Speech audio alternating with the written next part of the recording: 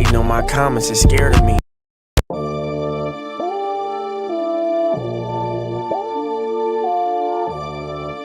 Thank you, Fizzle. Smooth, what's good, baby? I was in the field getting more bread than Sarah Lee. Most of the niggas hating on my comments is scared of me. You really left the house and what are those? That's embarrassing. She like, Rufo, you can do one thing, can you care for me? I was in the field getting more bread than Sarah Lee. Most of the niggas hating on my comments is scared of me. You really left the house and what are those? That's embarrassing. She like, Rufo, you can do one thing, can you care for me? You don't want a nigga like me, I'm embarrassed. Trifling nigga sliding your friends DM on careless shit. You look broke as fuck, I wouldn't even wear that shit. I don't like to be around bums, cause all they do is stare at my wrist. Pretty broke, poor ass bum, beware of that bitch. I just want your money and guns, I swear that's it. I ain't come from trust fund, I'm a baby kid. I was really in the trenches, I'm trying to change the way I live. Don't need the praises, thinks we done changed the way y'all live. Wasn't rockin' Mason Margiela, niggas was rockin' Dickies. We saved y'all niggas from buying all them swap meet pieces. Don't be mad at Pastor Rufo, that's the facts that I be preaching. Once the game is on, it's time to play ball, that's how I be beefing. I don't sip Patron, I like codeine, that's what I be drinking. Steak, shrimp, and lobster, and cheddar potatoes is how I be eating. I don't believe nothing that come out of bitch mouth, cause talk is cheap. I was in the field getting more bread than Sarah Lee. Most of the niggas hating on my comments is scared of me. You really left the house and what are those? That's embarrassing. She like, Rufo, you can do one thing, can you care for me? I was in the field getting more bread than Sarah Lee. Most of the niggas hating on my comments is scared of me. You really left the house and what are those? That's embarrassing. She like, Rufo, you can do one thing, can you care for me? Damn shame, I done had this cake longer than my bitch. On the net you say I'm capping, these streets you need a wish. I was a semi-auto bandit till I linked up with a switch. Grown ass thug, baby Drakey in the crib. Don't feel no pressure on this bitch, nigga shaky where you live. Just the options you gotta watch, nigga snaking where I live. Was in the cracks for a day, them niggas janky over there. Yeah, we caught him around here, but we spanked him over there. Yeah, nigga bought paper, ain't no staples up in here. K rounds ain't take him out, but it stuck him in a chair. The way we steppin' out, bring it to a bear. Another nigga dressed up, somebody show him what to wear. Got my ear to the streets, it always tell me what to hear. Don't need no glasses on my face, show a nigga that I fear. I got my ops and they feelings, make they ass shed tears. And a rifle from Big 5, but I ain't poppin' at no deers. I was in the field getting more bread than Sarah Lee. Most of the niggas hating on my comments is scared of me. You really left the house and what are those? That's embarrassing. She like, Rufo, you can do one thing, can you care for me? I was in the field getting more bread than Sarah Lee. Most of the niggas hating on my comments is scared of me. You really left the house and what are those? That's embarrassing. She like, Rufo, you can do one thing, can you care for me?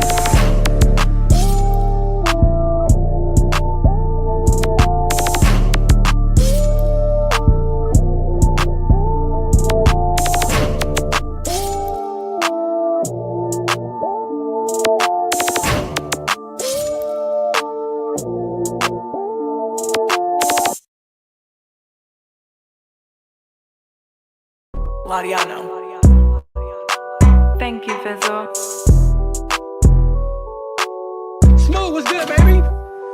Don't make me send niggas masked up like Jason. That's crazy, niggas working with the porks, I smell bacon. Bitch, pay me, but would I let you fuck, bitch, maybe? I told you I only want your money, I wasn't trying to do you shady. Don't make me send niggas masked up like Jason. That's crazy, niggas working with the porks, I smell bacon. Bitch, pay me, but would I let you fuck, bitch, maybe? I told you I only want your money, I wasn't trying to do you shady. Kicked around, she live 8 miles away, I did her shady. I like when bitches hit my phone randomly with payments. You thought I was going broke, you sadly mistaken. Thuggin' on 32nd, Naomi with gang in it. If you ever see the plug box low, some know I stay equipped. I ain't talking about the ops, cause none of them niggas taking trips. Too focused, only thing I know is stay away from the pigs. I'm from the stink tin, you can't change the way I live. A lot of these niggas don't know what patience is. A boat just landed, my plug call with a gang of trysts. A boat just landed at 30 piece for the plainest wrist. The truth, a real nigga, most of these rappers a gang of pretenders. Tasmanian devils, I be round a gang of spinners. I'm from the stink team, bitch, you see it's a gang of winners. We're artistic in the booth to paint the picture. While your bitch got that shit on her lip, it ain't safe to kiss her. Don't make me send niggas masked up like Jason. That's crazy, niggas working with the porks, I smell bacon. Bitch, pay me, but would I let you fuck, bitch, maybe? I told you I only want your money, I wasn't trying to do you shady. Don't make me send niggas masked up like Jason. That's crazy, niggas working with the porks, I smell bacon. Bitch, pay me, but would I let you fuck, bitch, maybe? I told you I only want your money, I wasn't trying to do you shady. I remember when my nigga got taken. I slid back so I was training while she baking. Sweet be acting up, what the fuck that nigga taking? They don't know about this life, they be faking. I pray to God, but in my dreams I see Satan. I put her with a mask like Jason. Put her with a mask, I had your big homie shaking. I remember I fucked this bitch in her basement. I like walk, but right now I need trees. Everybody hit, I feel like Chris. I tell all my little homies to go and take a risk. You niggas only been on school trips. I ain't never went to school, I was robbing shit. Tell me what you need, I got a lot of it. Me and Rufo, we gon' pull it with a lot of clips. Wanna start beef, you gon' wanna be out of it. Don't make me send niggas masked up like Jason. That's crazy, niggas working with the porks, I smell bacon. Bitch, pay me, but would I let you fuck, bitch, maybe? I told you I only want your money, I wasn't trying to do you shady. Don't make me send niggas masked up like Jason. That's crazy, niggas working with the porks, I smell bacon. Bitch, pay me, but would I let you fuck, bitch, maybe? I told you I only want your money, I wasn't trying to do you shady.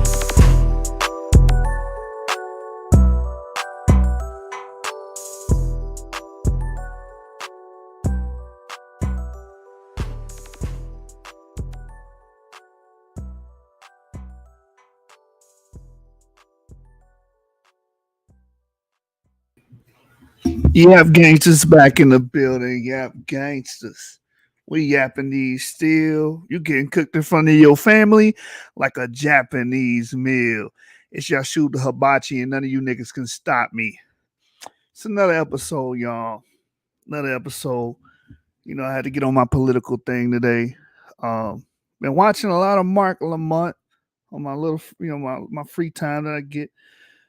Been watching a lot of Marc Lamont is a prominent Democratic or Democrat YouTuber or social media influencer, or however you guys categorize people nowadays on the internet. And he makes some points, and he makes it a point to actively, debate conservatives, and not just conservatives in general, actively debate black conservatives.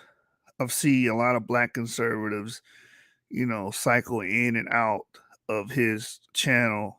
And I just wanted to point out a few things that I saw that were noteworthy in his appeal to CRT and why he think, all states should have to teach it for some reason. I think it's very troublesome, this pro-black agenda that's being pushed, and I've talked about it on my channel before.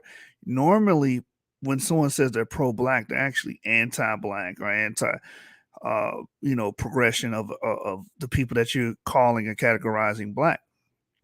And why I say that is, in the midst of, our black males, illiteracy rates being high as all hell, and our graduation rates dropping, and our academic level not being where it should be, we're having arguments about government funding toward CRT or forcing CRT, critical race theory, if you guys are not familiar with being, that's the argument points in a lot of these videos that I'm going to share with you guys today. We're going to critique. And it's like, bro, really? If you really, quote unquote, pro-black, then why not argue for, a heightened, support for literacy with black males, young black males? Why not argue for, starting to implement trades back into schools? Why not argue for things of that nature? Why are you arguing for CRT, which is pretty much an ideology, and it's not going to really help anyone in the long run? So we're going to go over what was stated. And one thing I've noticed that's very hypocritical about CRT and the Democrat platform is that, okay, you're making an emphasis on trying to teach that people are racist and we live in a racist society that's built off systemic racism. Cool. Why not discuss your own platform, the history of the Democrat platform and the history of the Democrat Party on racism and its views of racism? Because if you do the research, if you do your Googles, as we say nowadays, if you do your Googles, you're going to realize that the Democrat Party has everything to do with many of the things that we bring up today when it comes to racism and actual systemic racism. I mean, oppressing us, creating laws that literally stated that and segregated black people and oppressed and repressed black people. That's the work of the Democrat Party. And it's so ironic that the Democrat Party today is pushing CRT. But if you really want to teach quote unquote CRT, you got to start unraveling the history of the Democrat Party and its treatment towards black people and how evil the Democrat Party was towards black people. You know, you always throw the title of racism or racist on Republicans, but I have to keep reminding y'all historically, the reason why we have the right to vote, citizenship, the reason why we were emancipated is because of Republicans. The party that was fighting against that on all those things were Democrats. They created the poll taxes, the literacy test, making people have to pass a literacy test. You know, ex-slaves, some of the ex-slaves could not read or write, and they would do those things to keep the citizens or the newly freed slaves at bay and pretty much oppress them and control them. That's the history of the Democratic Party. So before we even get into these videos, let me read this, and then we're going to deal with some of Marc Lamont's talking points. And I felt that he lost. I mean, I felt that he got beat by Christopher Rufo badly. He got handled. And of course, no one in his comments are going to be like, yeah, he got handled. You know, they're going to support him, especially the people that are about identity politics. And it's all about, well, there's a black man there and there's a white man he's going against. So I don't care about none of that. But before we get into any of the material, we're going to read the fair use, because we are covered under fair use, because we're going to be watching this to critique and give commentary. Okay. So Section 107 of the Copyright Act provides the statutory framework for determining whether something is a fair use and identifies the certain types of uses, such as criticism. Today, we will be giving our critiques, commentary, or we'll be commenting, news reporting, teaching, scholarship, research. Going to be doing a mixture of all those things while we analyze Marc Lamont's videos and his talking points. All right, so we are covered under the fair use. So from there, first, let me just give you guys a reminder. Shout out to PragerU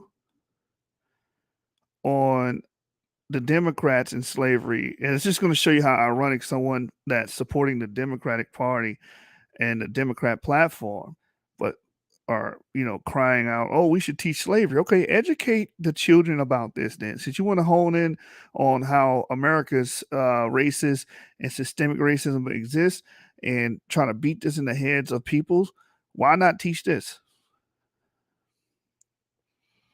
When you think about racial equality and civil rights, which political party comes to mind?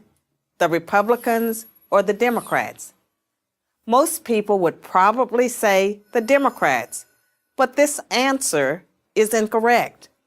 Since its founding in 1829, the Democratic Party has fought against every major civil rights initiative and has a long history of discrimination. So why not teach that, Marc Lamont? Why not teach about the party and the platform that you support, right? That you guys support, when call yourself liberals, which is ironic and paradoxical, because the real liberals, the people that were actually abolitionists, were not Democrats in times past, right? Why not teach the history of how the Democrat Party fought against every piece of legislation that was going to, you know, pretty much help the newly freed population, i.e. my ancestors, many of the people that are watching? Why not? Why not teach that? Why not push that? Let's not get vague with this information. Let's get specific. The Democratic Party defended slavery, started the Civil War, opposed Reconstruction, founded the Ku Klux Klan, imposed segregation, perpetrated lynchings, and fought against the civil. You see all that? The Democratic Party defended slavery, started the Civil War, opposed Reconstruction, founded the Ku Klux Klan, imposed segregation, perpetrated lynchings, fought civil rights acts. It's over 100 years of the Democratic Party, well over 100 years of the Democratic Party being racist, being white supremacist, and oppressing what you call black people. So if we're going to teach anything in school, how about we teach this? No, you wouldn't do that because that wouldn't work in the favor of your political interest, now would it? Y'all want to make a big cry about CRT needs to be taught in school. CRT needs to be taught in school, critical race theory. How about you start with this? How the Democratic Party played a role in all of this. The KKK played a role in defending slavery, and that's why the Civil War was fought, to try to retain the slaves. That party was to keep slavery going, and the Republicans were trying to end slavery. That's why they were formed. How about you teach that part of history? No, because that would contradict the narrative, right? Civil Rights Acts of the 1950s and 1960s. In contrast, the Republican Party was founded in 1854 as an anti-slavery party. Why not teach that? Why not teach that history? Y'all so big on CRT right now. Oh, we got to teach CRT. Why not teach the American youth how the Republican Party was formed and it was anti-slavery, abolitionist movement? Why not teach that? And teach the truth about the Democrat Party and how they were pro-slavery. Right? Its mission was to stop the spread of slavery into the new Western territories with the aim of abolishing it entirely. This effort, however, was dealt a major blow by the Supreme Court in the 1857 case Dred Scott versus Sanford. The court ruled that slaves aren't citizens. And who are these people in the Dred Scott versus Sanford? All you Hebrew Israelites know about Dred Scott. You Moors know about Dred Scott. You quote Dred Scott. But you never bring up the party affiliation. These were Democrats who did this and deemed that these people were not citizens. How about we teach that to our children? Let's teach that to the American youth. How about that? You want to take my money as a taxpayer and force something down the throats of our children? How about that? Huh, Mr. Marc Lamont? Their property. The 7 justices who voted in favor of slavery, all Democrats. The 2 justices who dissented, both Republicans. The slavery question was, of course, ultimately resolved by a bloody civil war. The commanding... And this is the danger of, this over-racialized thinking or racial typological thinking, as Ibrahim Mutahar puts it in his book. What I learned today was about racial essentialism, which goes into this as well. We don't teach history from the nuanced viewpoint. We teach it from, all white people against all black people. And that's not the case, as we're seeing today in this video from PragerU, that you had white people fighting to abolish slavery. You had other white people, quote unquote, that were Democrats that were pro-slavery, and they felt that Dred Scott was not a citizen. He was a slave, and all slaves were not citizens. In chief during that war was the first Republican president, Abraham Lincoln, the man who freed the slaves. 6 days after the Confederate Army surrendered, John Wilkes Booth, a Democrat, assassinated President Lincoln. Lincoln's vice president, a Democrat named Andrew Johnson, assumed the presidency. But Johnson adamantly opposed Lincoln's plan to integrate the newly freed slaves into the South. So what you're going to keep seeing is that it's Democrats thwarting or the people that stymied the progress of black people even after we were freed. After our ancestors were freed, you had Democrats that were coming in, like Johnson here, doing everything they can to, pretty much keep us an oppressed peoples. And later on, what will happen after Reconstruction, the Black Code, Jim Crow, those are all Democrats. Ku Klux Klan Democrats. Teach that in your schools. Economic and social order. Johnson and the Democratic Party were unified in their opposition to the 13th Amendment, which abolished slavery, the 14th Amendment, which gave blacks citizenship, and the 15th Amendment, which gave blacks the vote. All three passed only because of universal Republican support. So let me go back to that part right there. 13th Amendment abolished slavery. 14th Amendment gave citizenship for blacks. See, Democrats were against this. Hence the Dred Scott case, right? 15th Amendment, voting rights for blacks. And it's so paradoxical that in today's world that we live in now, everyone's calling the Republican platform racist. Sure, there may be racists within the Republican platform. You can argue that all day. But the party that's responsible for giving you the right to vote, freeing your ancestors, and giving you citizenship will always and forever be the Republican platform, not the Democrat platform. The Democratic platform did nothing but hurt and oppress and repress our ancestors. That's the history of the Democratic Party. Let's teach that in schools. How about you push that, Mark? Push that in schools. Make that part of the curriculum. Republican support. During the era of Reconstruction, federal troops stationed in the South helped secure rights for the newly freed slaves. Hundreds of black men were elected to Southern state legislatures as Republicans, and 22 black Republicans served in the U.S. Congress by 1900. The Democrats did not elect a black man to Congress until 1935. But after Reconstruction ended, when the federal troops went home, Democrats roared back into power in the South. They quickly reestablished white supremacy across the region. Wait a minute. So Democrats reestablished white supremacy across the region in the South? Because now that word white supremacy has become a buzzword and has been used to get certain peoples in their feelings, right? Identity politics. And it's being used by the Democratic platform. But wait a minute.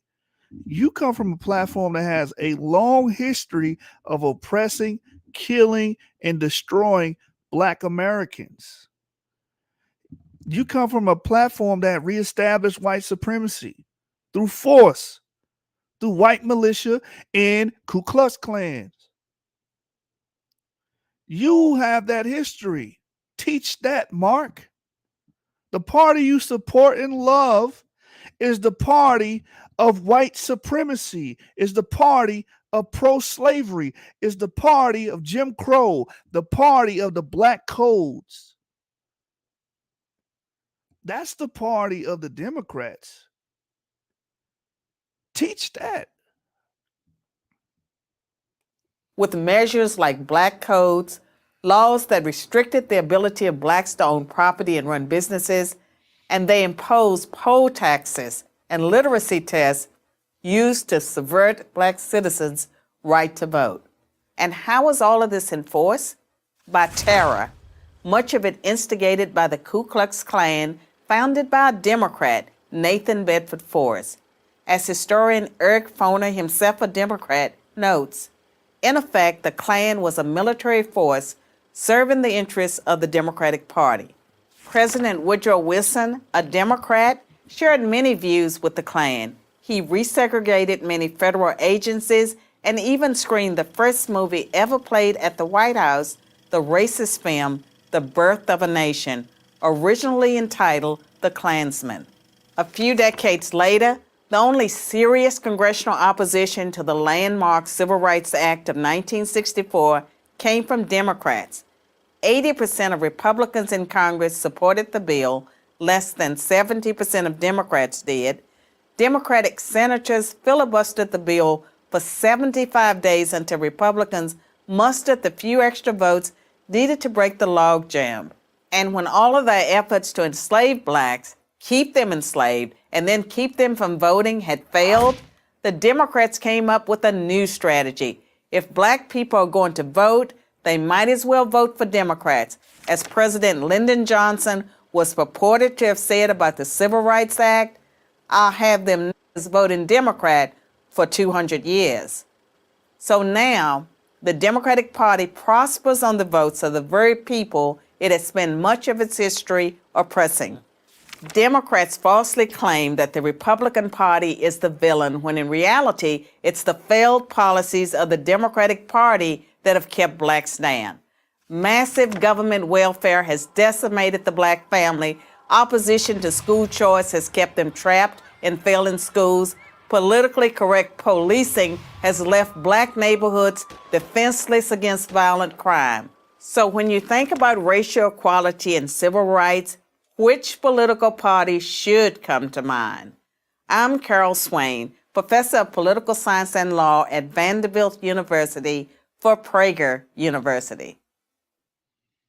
Thanks for watching. To keep our videos free, click here. It's just that simple, right? And I just wanted to throw that out there as a primer before we get into Marc Lamont's discussion with brother Christopher Rufo. And Christopher Rufo pretty much handled him on the CRT conversation. So we're going to get into that next. But I just want you guys, the viewing audience, to think about what was stated there, what the Democrat Party that Marc Lamont supports. You know, a lot of these accusations of racism and the evil party is the Republican Party. Fine. You want to say that? But we have something called concrete evidence on the Democrat Party, that the Democrat Party has a long history of, you know, pretty much racism and white supremacy and, you know, the oppression and repression of black people in America. And that's funny.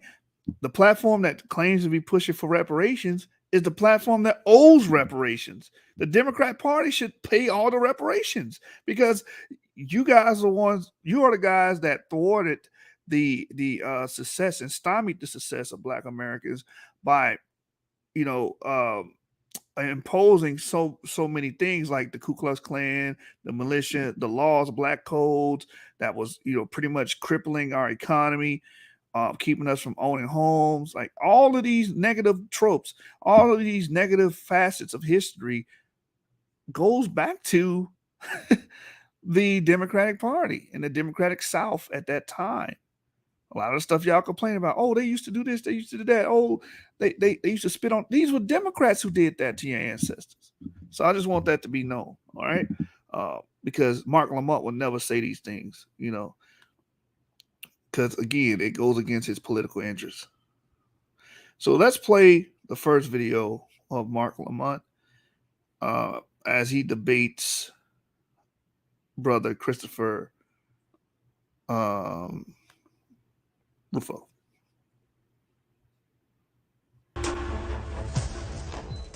Welcome back to Black News Tonight.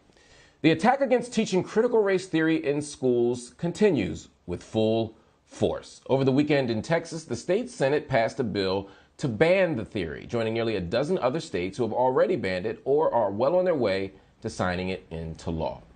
There is one person who is the proverbial engine behind these efforts. His name is Christopher Rufo. He is the man who is the primary advocate calling for the removal of the theory from schools and other governmental institutions. Last night, he tweeted, and I quote, "In less than a year, my work inspired a presidential order, legislation in the largest red states, and bills in the House and Senate.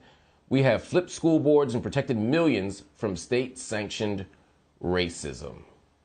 And yesterday he also tweeted, and I quote, "I learned about racism, slavery, segregation, Jim Crow, and the Trail of Tears in my K-12 education. I never learned about the Holodomor Cultural Revolution and 100 million dead from global communism. Americans haven't whitewashed history, they've redwashed it." So I wanted to discuss this in detail, not with someone like Vernon Jones was here a few weeks ago, who had no idea what critical race theory was, much less being able to sort of articulate a coherent thought about it.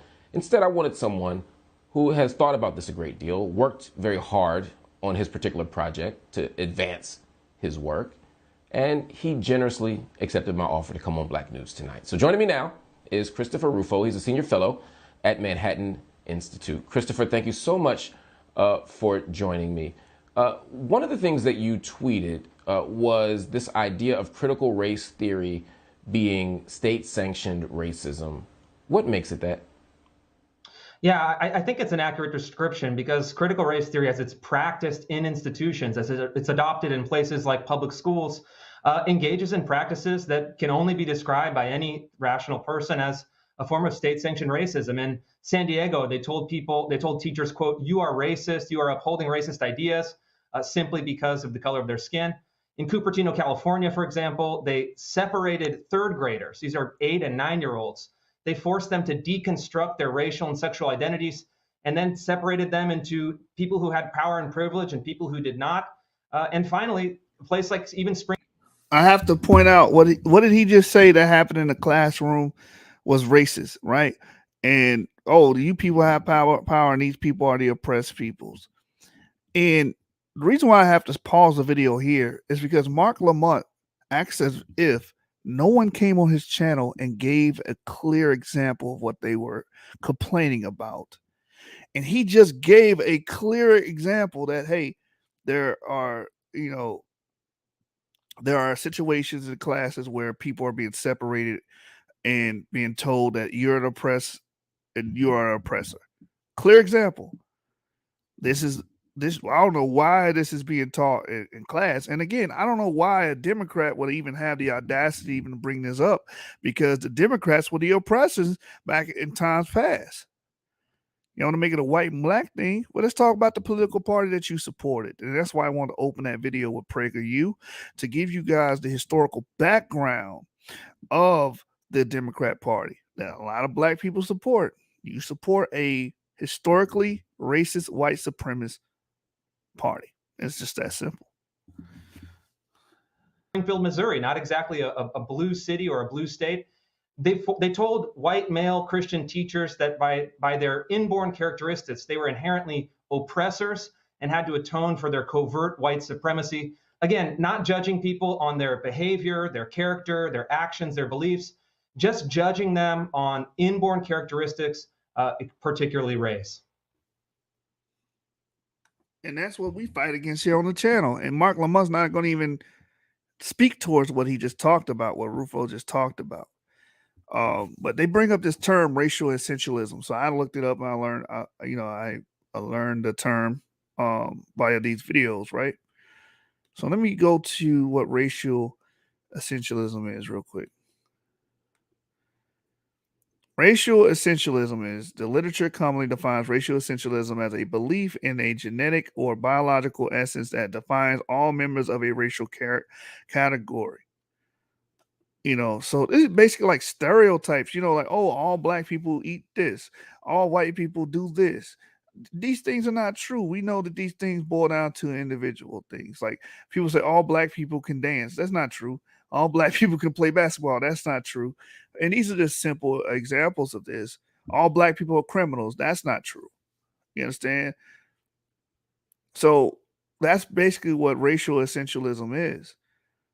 And, Lamont saying, they're not they're against racial essentialism, as you're going to see in the video. But actually, they do support that when you say, okay, there's an essence behind you guys that makes you this oppressor. And there's an essence behind the black people that makes them the victim, right? And I think this point, Marc Lamont keeps talking around. Watch this. Let's continue watching this clip here. Okay, so there's two things you said there that I find incredibly interesting. Let me start with the easier part, right? And that is, you say critical race theory as it is practiced. Do I take that to mean that you don't have a problem with critical race theory as it was designed by critical race theorists, as scholars discuss it, but you're saying that in practice there's some gap between how it's conceived and how it's executed? Yeah, I think actually both are extremely problematic. On a theoretical level, I think critical race theory is an intellectually bankrupt theory, but in itself, it's harmless. Ideas in theory and the abstract are not necessarily harmful. I would support schools, for example, teaching critical race theory as one of many theories and then offering a critique. But what we're seeing that in practice, critical race theory across a wide range of institutions, including the federal government, including public schools, actually, when it's actually implemented, Teachers are engaging in practices that can only be described as, again, a form of state-sanctioned racism, promoting the ideas of race essentialism, that you can reduce people to their racial essence, the ideas of collective guilt, that if someone has a similar characteristics as someone who committed a historical crime, that person should be held accountable and guilty for it. And finally, in some places, they're actually reviving racial segregation. A place like King County, Washington's public libraries now separates some training sessions. Look at all those examples he gave. And Marc Lamont's going to act like he didn't hear anything. This is called special pleading, right? When a person ignores aspects of an argument that contradict their own. That's what Marc Lamont is essentially doing here.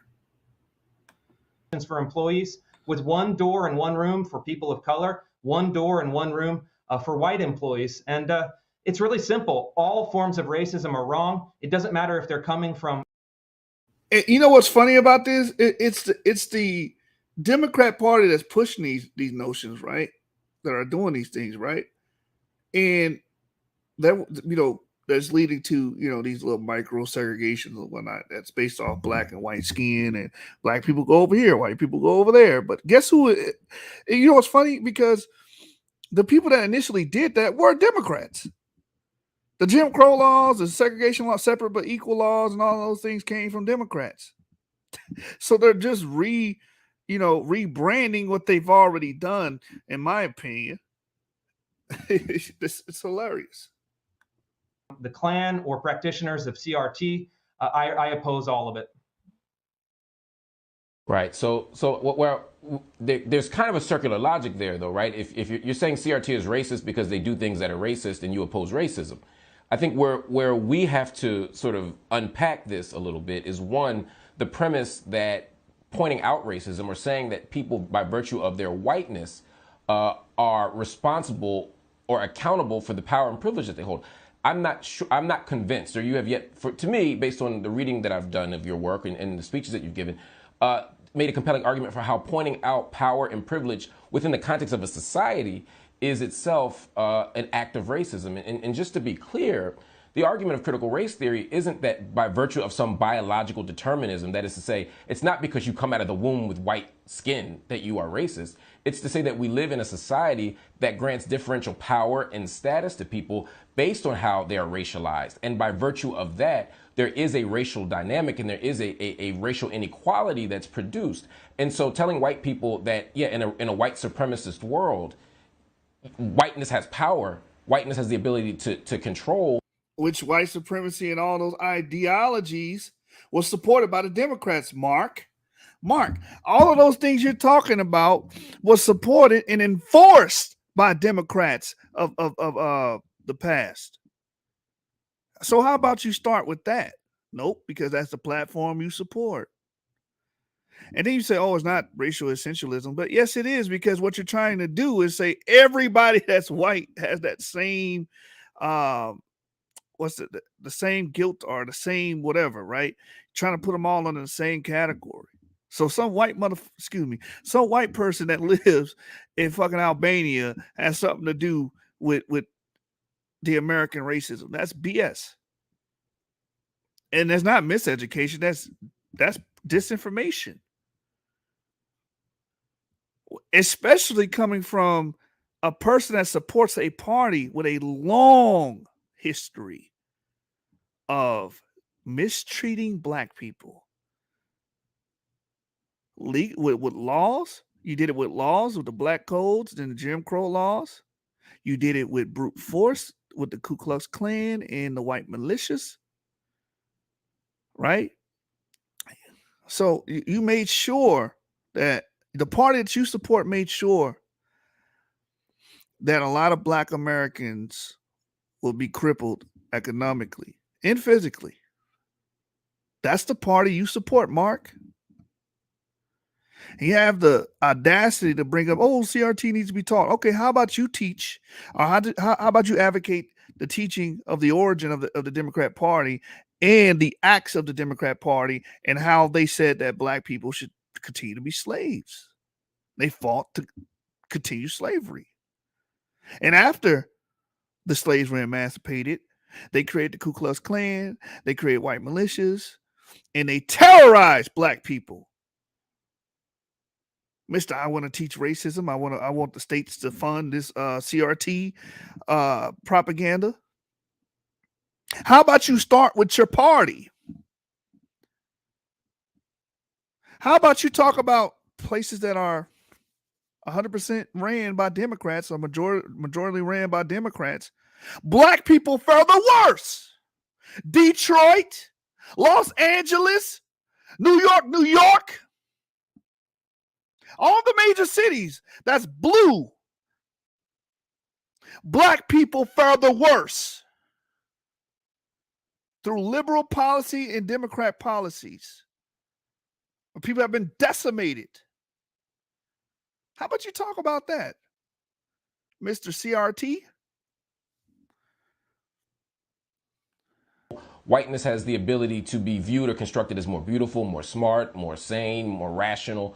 That, to me, I'm not convinced that you've made the case that that is an act of racism in and of itself. Could you help me understand that more? Yeah, I mean, I think the idea of whiteness, you could say that in your view, it accords different powers and privileges and manifests in certain social inequalities. That's totally fine. People can teach that. People can debate that. I don't think that inherently it's racist. But I think that what we've seen through my reporting and through practices in a wide range of institutions is that once these ideas escape from academia, where, again, I think on the merits they're wrong, but not inherently harmful to individuals. But when they're actually put into practice, it does devolve into racism. And I think that even categorizing it is kind of this new world of whiteness and blackness, by its very language, you're reducing people to what I think is a racial essence. And 100 years ago, they had this idea that you could be reduced to a racial essence and then judged according to it. And I think in many ways, critical race theorists are very vague with their language, but in many ways, they're doing the same thing.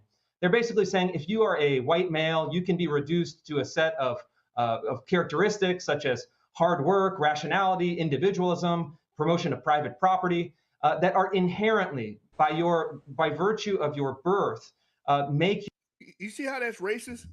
Oh, white people automatically are hardworking. They're already pre-wired or pre-packaged to succeed.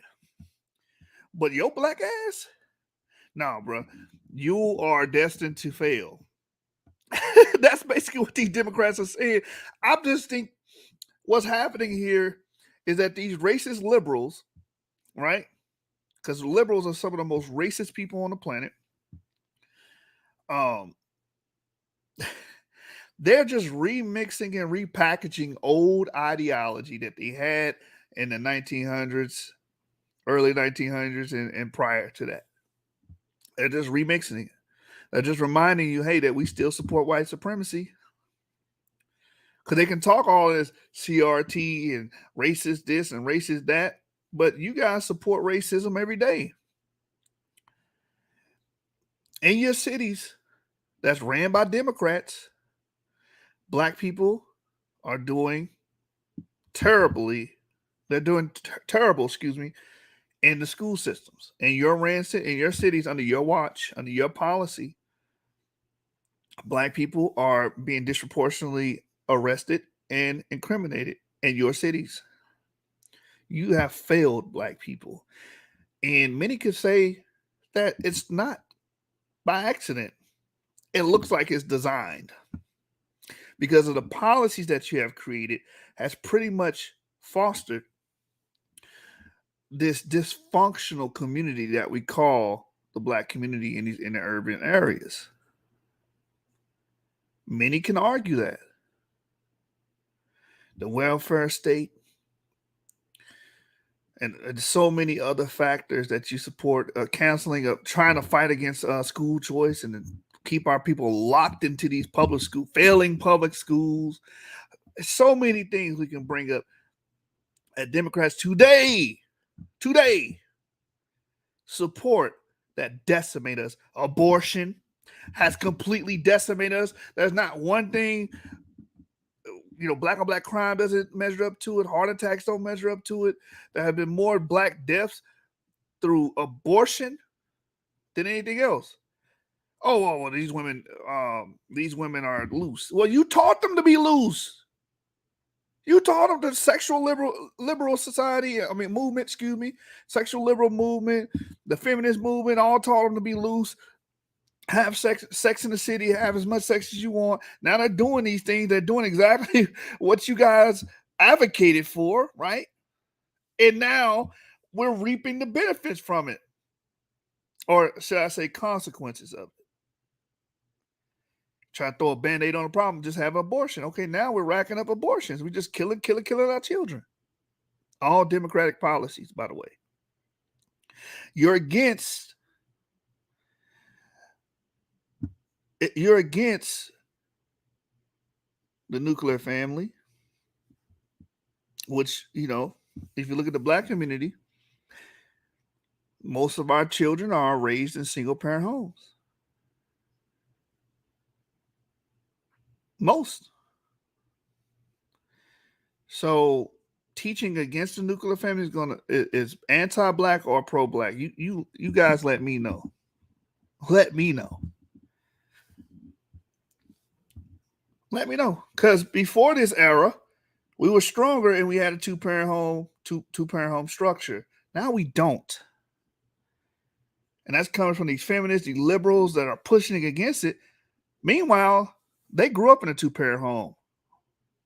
While your single ass that's raising those children by yourself is voting for them. Meanwhile, they come from a two-parent home. They live in a better community than yours. And they reap the benefits of your suffering. That's the Democratic Party. And they want to keep you like you were when you were a slave. Dependent on them, dependent on the government. Food, clothing, and shelter. The slave was dependent on the slave master for food, clothing, and shelter. There was no such thing as upward mobility with slaves, economic freedom, none of that. And they've done a great job. The Democrats have done a great job with keeping us in that position.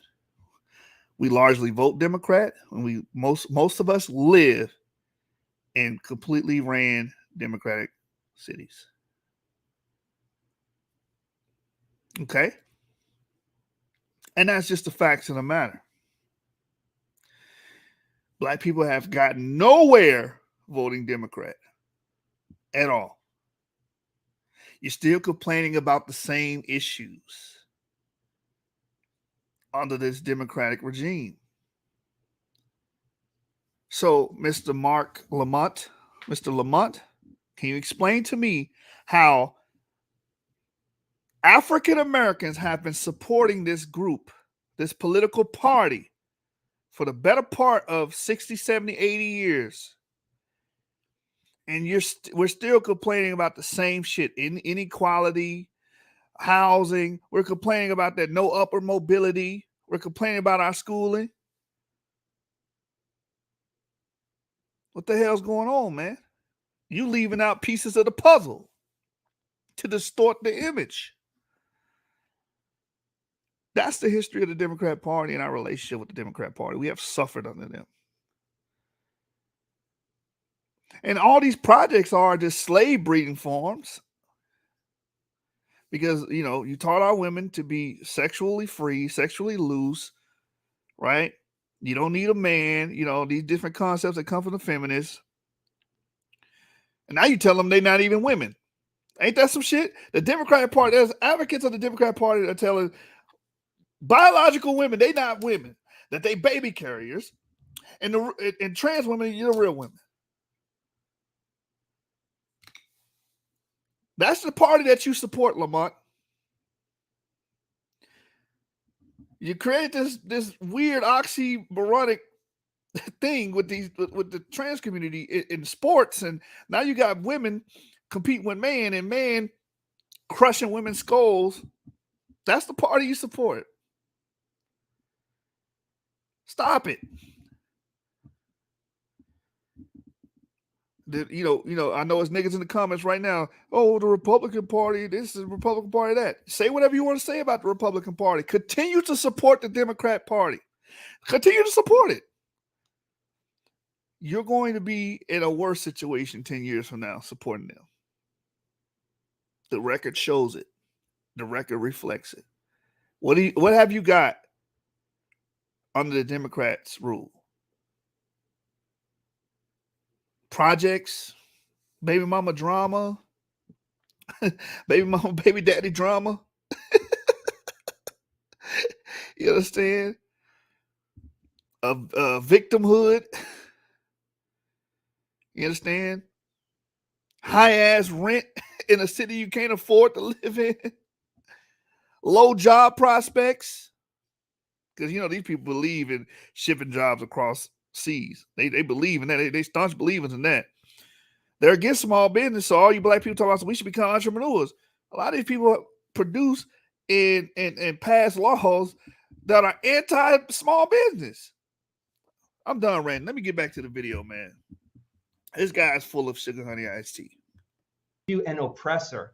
And then they put you into their overall framework of critical race theory, which divides society into that old Marxist dialectic of oppressor and oppressed, but replacing those economic categories with these racial categories. And I think that's wrong. I don't think it should be promoted in schools. And I think that states are very wise to put restrictions on any form of racism, any form of treating people differently based on the color of their skin, and promoting any kind of fringe theory that would advocate that one race is superior. D-Red, you said some dumb shit right here. You said 10 of the poorest states are Republican-ran states, though, so it's kind of a wash. This makes no fucking sense to what I just said. What I said was black people fare the worse in Republican-ran cities. That's a fact. Black people do worse in Republican-ran cities like Boston, Massachusetts, New York, Detroit, Michigan, Los Angeles, California, Dallas, Texas. Do your Googles, nigga. Study it. Matter of fact, before we finish this video, let me just go into the article. Because you know how I do. I source up.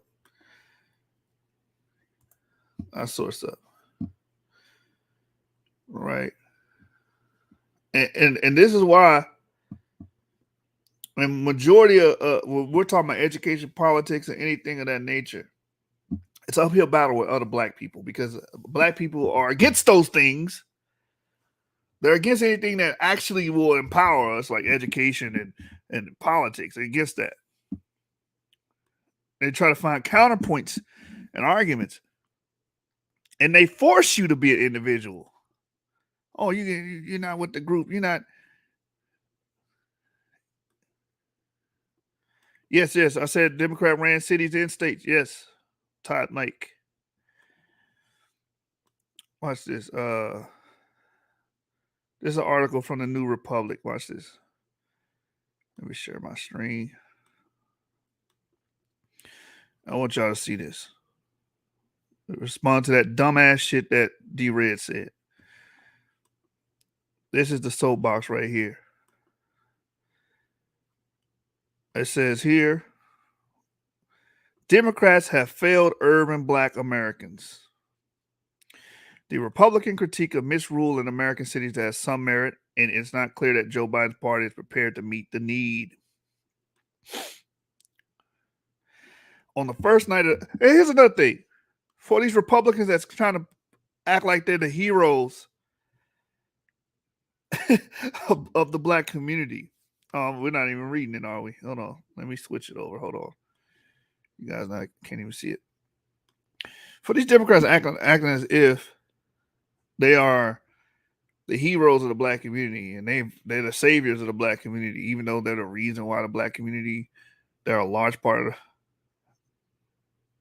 the reasons why the black community is in a state of despair. Since y'all care, since the Democrat Party cares about black people so much, why won't they do something about this? Huh? Why not repair a lot of these dilapidated areas? Why not repair the projects? Why not do that? It's because you don't give a damn about black people like that. See, you can't charge Republicans with that because their voter base is not black. By and large, their voter base is not black. And the Trump got the highest in a while, 12%. The voter base for the Democrats is like 90%. And this is what they leave you with. Your vote means shit to them because they don't give you nothing.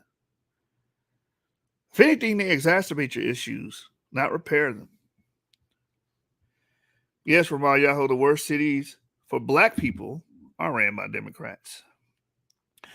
So let's read this article. It says, on the first night of the Republican National Convention on Monday, viewers were treated by a taped speech by Kimberly Klacik, a young black candidate for Maryland's 7th House District, which includes a large share of Baltimore.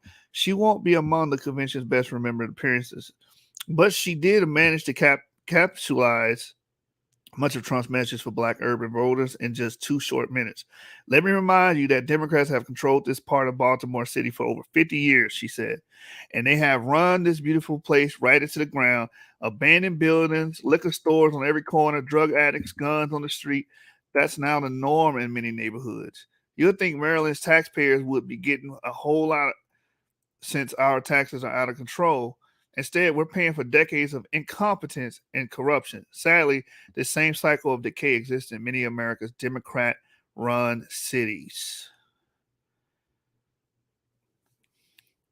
And you know what's the best evidence for this?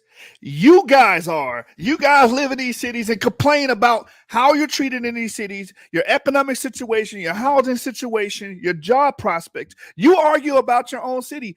9 times out of 10, they're ran by Democrats. They're ran by Democrats. But they get on here and try to be this special snowflake and say, no, we're actually the party that's against racism. This is it. We're for you. We support you. You support what? What do you support? If anything, you have done everything in your power to cripple Black Americans since your inception. And I'm going to stand on that.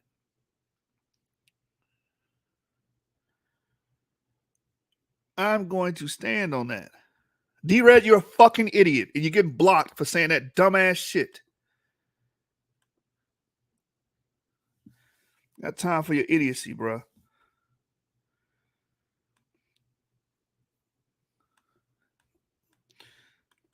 It says right here,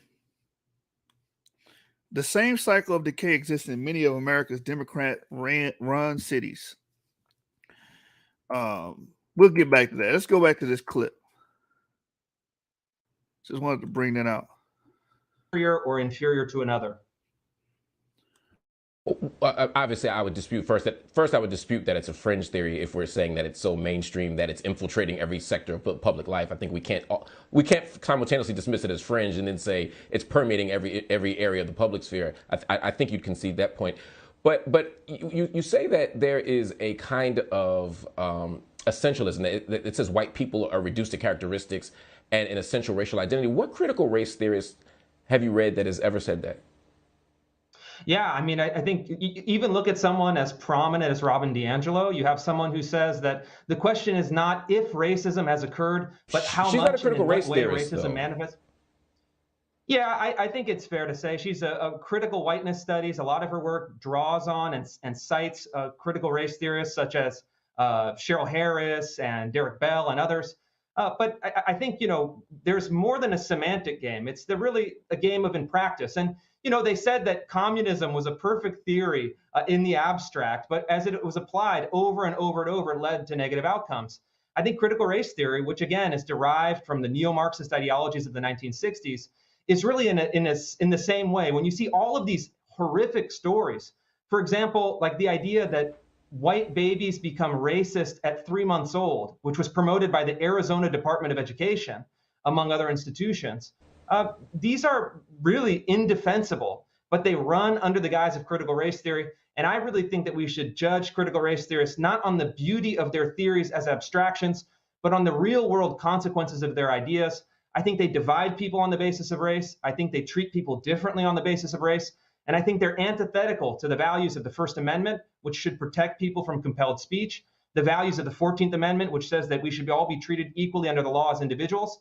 And then, antithetical to the very constitutional system which critical race theorists seek to cast doubt on. In the interest of time, I'm going to allow you to punt on the critical race theorist point. I know you mentioned Robin DiAngelo, who you said draws from critical race theory, but I would submit that there's no critical race theorist, including the people you named like Derek Bell or Cheryl Harris or Kimberly Crenshaw, who would argue that there's a racial essence. In fact, critical race theory is premised on the idea that race is a social construct. It's actually pushing back against these sort of Enlightenment ideas about people being, about biological determinism. It's saying that we're constructed in the world as people, and the world shapes these identities. That race isn't real in the sense that it's biology. It's a social construct. But let me ask you a more fundamental. That was a red herring, because that had nothing to do with whether or not race is a biological unit or a social construct. Because he knows it's a social construct. What he's arguing against is how people are utilizing this concept to pretty much cause division, be divisive, and pretty much judge people on their color. Like he said earlier, they literally were teaching that white people were more apt to do certain things. And it's like, no, they're not. Just because by virtue of them being white, that's fucking stupid. And that's basically what he was saying. And that's just some old, and he even brought up, this was taught 100 years ago. They pretty much revamped, repackaged it, and remixed it and called it CRT. My thing is, okay, fine. Y'all want to teach CRT? You want to take my tax dollars from me and make that, applied or whatever? Okay, fine. Okay. If you teach CRT, I want you to teach the history of the Democratic Party as well. Since you're so anti-racism, you should have no problem with bringing out how racist the Democrat Party has been since its inception. Fundamental question: do you believe that American society right now is easier to navigate as a white person than a black person in terms of access to social goods, education, housing, healthcare, etc.? Yeah, I directed a film for PBS that looked at 3 of America's poorest cities. I highlighted a white working class neighborhood in Youngstown, a black urban neighborhood in Memphis, Tennessee, and a Latino multiracial neighborhood in Stockton, California.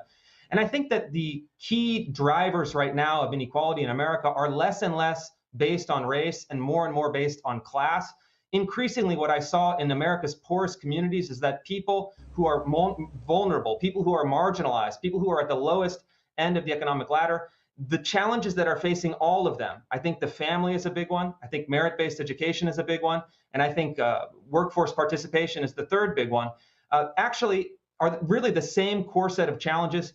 Yeah, certainly it expresses itself differently. I would think that as you kind of take apart those different intersections, obviously, the United States has a history of racism. That is an incontrovertible fact.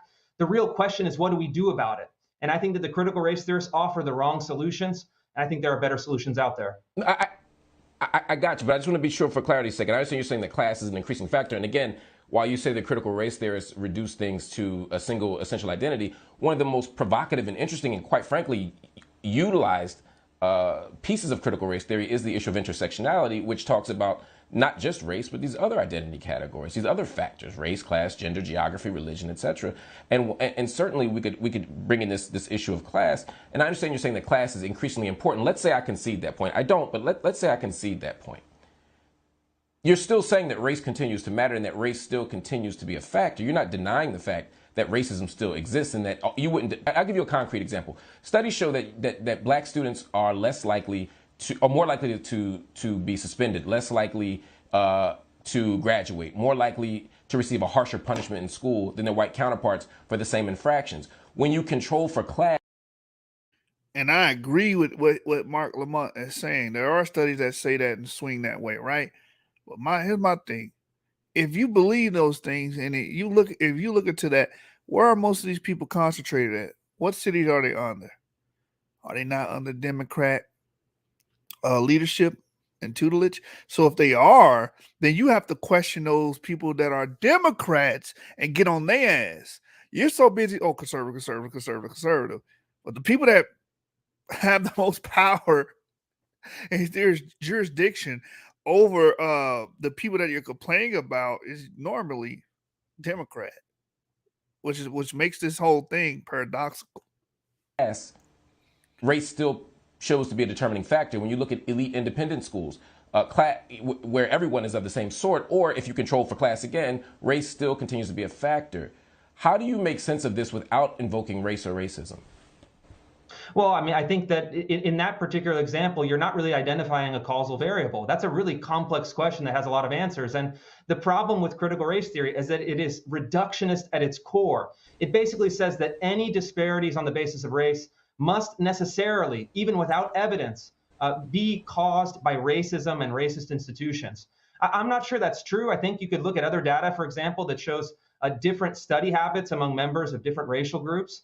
And with Asian Americans spending more time studying and putting more effort towards their studies than any other racial group, consequently, maybe causally, they show the highest rates of college admissions and SAT scores. So these are hard questions. And does race play a part? Absolutely. I think that's obvious to anyone that looks at the issue. But is racism the decisive part? Maybe not. Is racism a component part? What other factors are at play? Again, I think family, education, workforce participation, these are really the three big variables that people. You see these three things: family, education, and workforce participation. Those three things will play a key role in, whether or not you're successful or not. And that's all he's saying. He's not denying that racism exists. He's not denying that there are people that are racist, there are institutions that are racist. He never denied that. But Mark wants to, play the victim role and say we're all racist, everyone's racist, and we're all oppressed, and all this other bullshit. But those three things matter, and that's why we try to push that workforce participation. But a lot of people that are liberal will tell black people don't get a job. Oh, you just want a slave master. Don't work. Don't do anything. That's like, that is so crazy, because those three things that he named, if we achieve those, you're successful. Family. A lot of our people practice ideologies that are against families. A lot of our men just want to have a bunch of sex. They would have turned a lot of our women into whores and slut them out. Well, that's not conducive for family. Oh, well, white people do it too. Why is that always the go-to? Like, they have established families. We don't. Education. We try to push education on the channel. Hey, brothers should seek higher learning. It's higher education.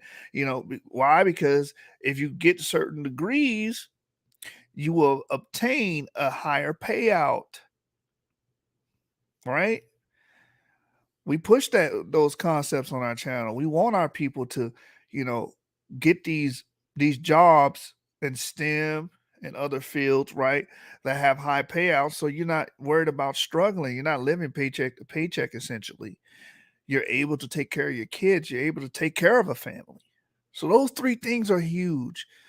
And we're not teaching our youth those three things. We're teaching our youth other frivolous things that don't matter. And I think that's where the argument lies. Oh, CRT this, CRT that. But really, the three things that really matter, our children are being neglected. And all those things Lamont brought up about the punishment of the children is more likely for blacks than whites, and education and poor education, all those things, you can blame Democrats. I can point fingers back on Democrats on that. Again, the party that's beholden to black people should be Democrats. 80 to 90% of your votes go towards them. Most of the cities that we live in are ran by Democrats. Why is he not holding Democrats' feet to the fire? I don't know. Maybe because he's getting a nice little check.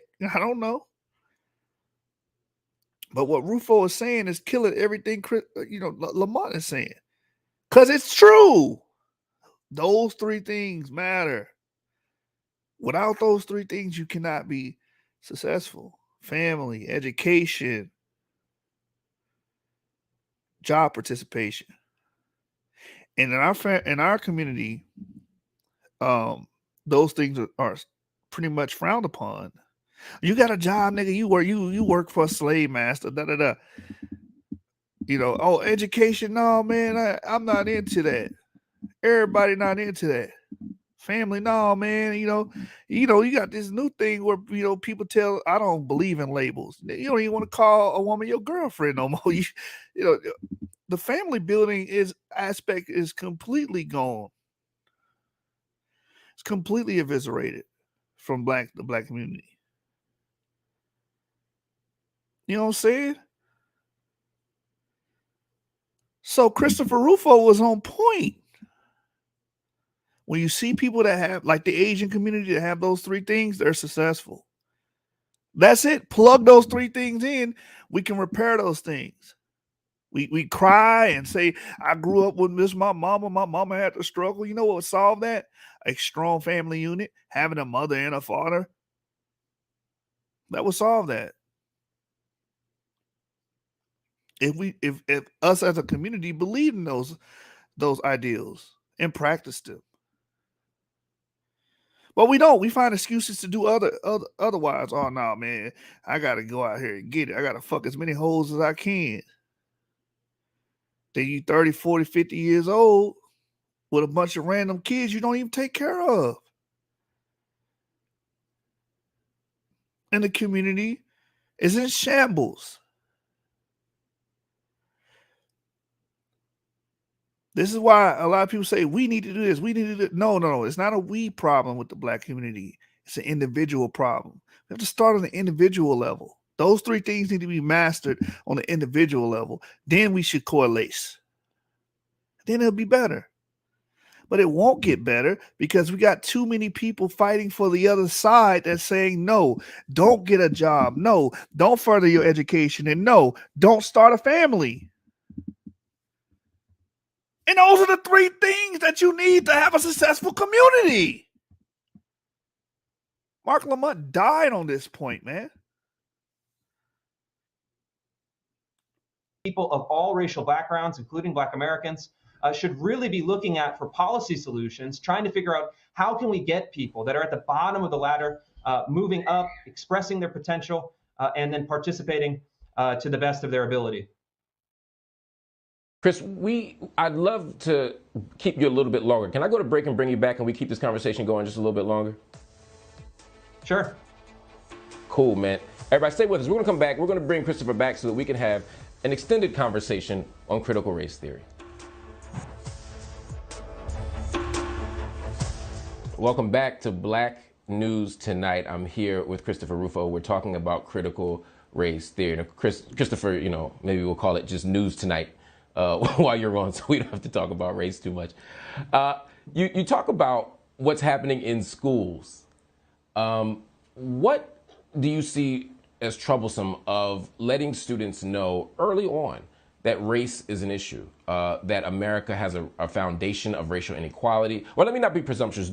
I think I've understood this from your writing, but for example, telling students that slavery is central to how America was built, that the founding fathers were slave holders, telling them that settler colonialism was a big part of the American formation. Would you see those things as problematic? Well, I mean, I think you and I would probably have different terminology, but I think that American schools have an obligation to teach the facts of history. Slavery is a fact of history. Segregation is a fact of history. All those things should be taught. All those things should be in the curriculum of public schools.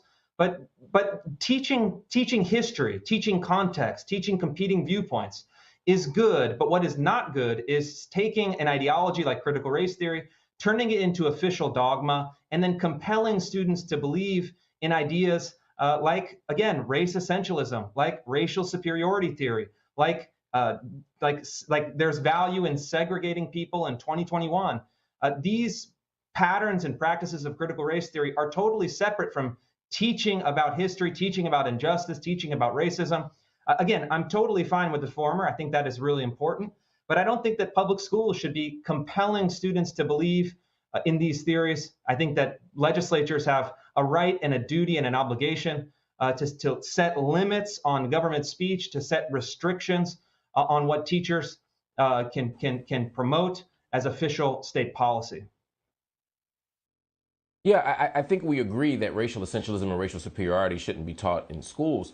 I think my pushback is twofold. One, critical race theory does not advocate race. This is a bold-faced lie because earlier, this brother Rufo gave examples of people in practice of CRT, right? Saying that, hey, separating the kids in the classroom, saying the white kids are the oppressors, the white kids are the more apt to be timely, more apt to be successful, and the black kids are the oppressed, the victims. Like, bro, that's racial essentialism. Like, you can't get around that. That's exactly what it is. It's not based off of who these people are, where they come from. It's based off of, well, genetically or biological essence that defines all members of a racial category. I'm just reading it off of that. When we know in the real world, that's not how things work. Now, does it? In the real world, these things, like you brought up earlier, are social.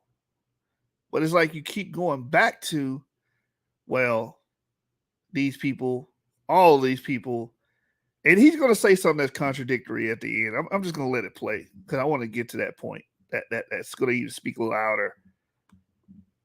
Racial superiority, nor does it advocate racial essentialism. Its fundamental belief, its fundamental argument is that race is about the construction of race, and that race is a social construct, not that there is some essential narrative that binds all people of the same racial sort. Although it's interesting, earlier, if that is the argument, and that's what's being taught, then you wouldn't be dividing up the students based on their skin color now, would you, dumb? when you're talking about sort of how Asians have study habits, that's its own kind of racial essentialism that actually also is contradicted by data, right? When you disaggregate it, Hmong students, Cambodian students have very different outcomes than, say, Japanese or Chinese or Korean students, but we tend to lump them all as all being Asian. That is far more of a racial essentialist argument, I would say, than critical race theory would argue. But I think there is an interesting point here where you begin to think about and talk about how schools have an obligation to teach history that's true, to offer competing viewpoints. I think we agree there. I think the idea that we shouldn't teach racial superiority, I think we agree there. But what does it mean to point out that racism actually exists? What does it mean to talk about whiteness as an idea? You would agree that whiteness is an actual thing, right? That there are things that you get in society simply by virtue of being white. Would you not agree with that? Yeah, no, I think the idea of whiteness, I mean, isn't that racial essentialism again? Oh, just because you're white, you get these things. I'm confused. It's a pejorative label, right? That is a stand-in for all sorts of negative terminologies. So the idea that is being taught in public schools today in places like Seattle and Portland is that if you are a white student, you have internalized whiteness. That is equivalent with being an unconscious white supremacist. That's equivalent of being a racial oppressor, and that you have to go through a stage of, quote, white identity development in order to atone for the sin of being white, in order to purge yourself as much as possible of your whiteness. And these are ideas and practices that are just completely insane. I think applied to any other racial category, it would be wrong. And I think it's wrong applied to white students in schools like Seattle and Portland. Yeah, that example right there, oh, white people are oppressors and blah, blah, blah. All these things just based on random white people is saying it. And then what are you implying? Oh, these people are naturally, or just the system is made to make them superior and the system is made to make black people inferior. This is victimhood and a black inferiority complex all over again. That's all this is teaching. And again, putting CRT into schools is not going to increase the literacy rate amongst young black males and young black children. It's not going to increase the situations in our schools. You're just adding more bullshit filler to the school. And like I said, if you want to teach anything about racism, let's teach the history of racism, the origin of the Democrat Party. Let's put that on the curriculum as well, since we're so concerned about racism, Lamont. But again, like all of this is fluff. Who cares? If you teach this, is this going to touch on any of those problems that many of our people suffer under under the auspice of the Democrat Party? Come on, man. That's fair. And forgive me, I wasn't interrupting you. There was a little pause there. So let me ask you a quick question first. Do you identify as white? I mean, I'm an Italian American, so you tell me. I think, like, you know, my father, who's an Italian immigrant, would be very confused. He'd say, what do I have in common with a Swedish person or an English person or a German person? We're totally different. We have different cultures, different languages, different customs. You know, I think that lumping people into white, black, Asian, as you suggested, is such a crude and broad categorization. I think we'd be a lot better off trying to drill down into specifics and not trying to pit racial groups against one another in the political battle. And I agree with him. Be specific. And when we look at things from, you know, that standpoint, I see the Democrat Party doing nothing but destroying the black community, doing nothing but, you know, has stymied the black community by using identity politics, by pretty much giving them a bunch of empty promises and not fixing the situation they created, the school system, like getting rid of school choice in a lot of states, like in a lot of cities, and trying to push CRT when they should be pushing and funding tutors and funding extra help for these poor, impoverished black people that you keep claiming that you care about so much, that live in these inner urban cities that are suffering. Why not do anything? How about, you know, funding, you know, things that can help build families? How about teaching them things about family and the nuclear family in the grade level? Since we want to talk about anything, we could teach them how to be, we could teach them about homosexual sex as kindergartens now. This shit is so crazy, but we can't teach them about family, nuclear families, and what that takes, what that entails. You know, what economic mobility is. How about increasing the literacy rate? How about doing those things in school? You want our kids to learn everything but read, math, and arithmetic, as they used to say back in the day. This is the crazy thing about it.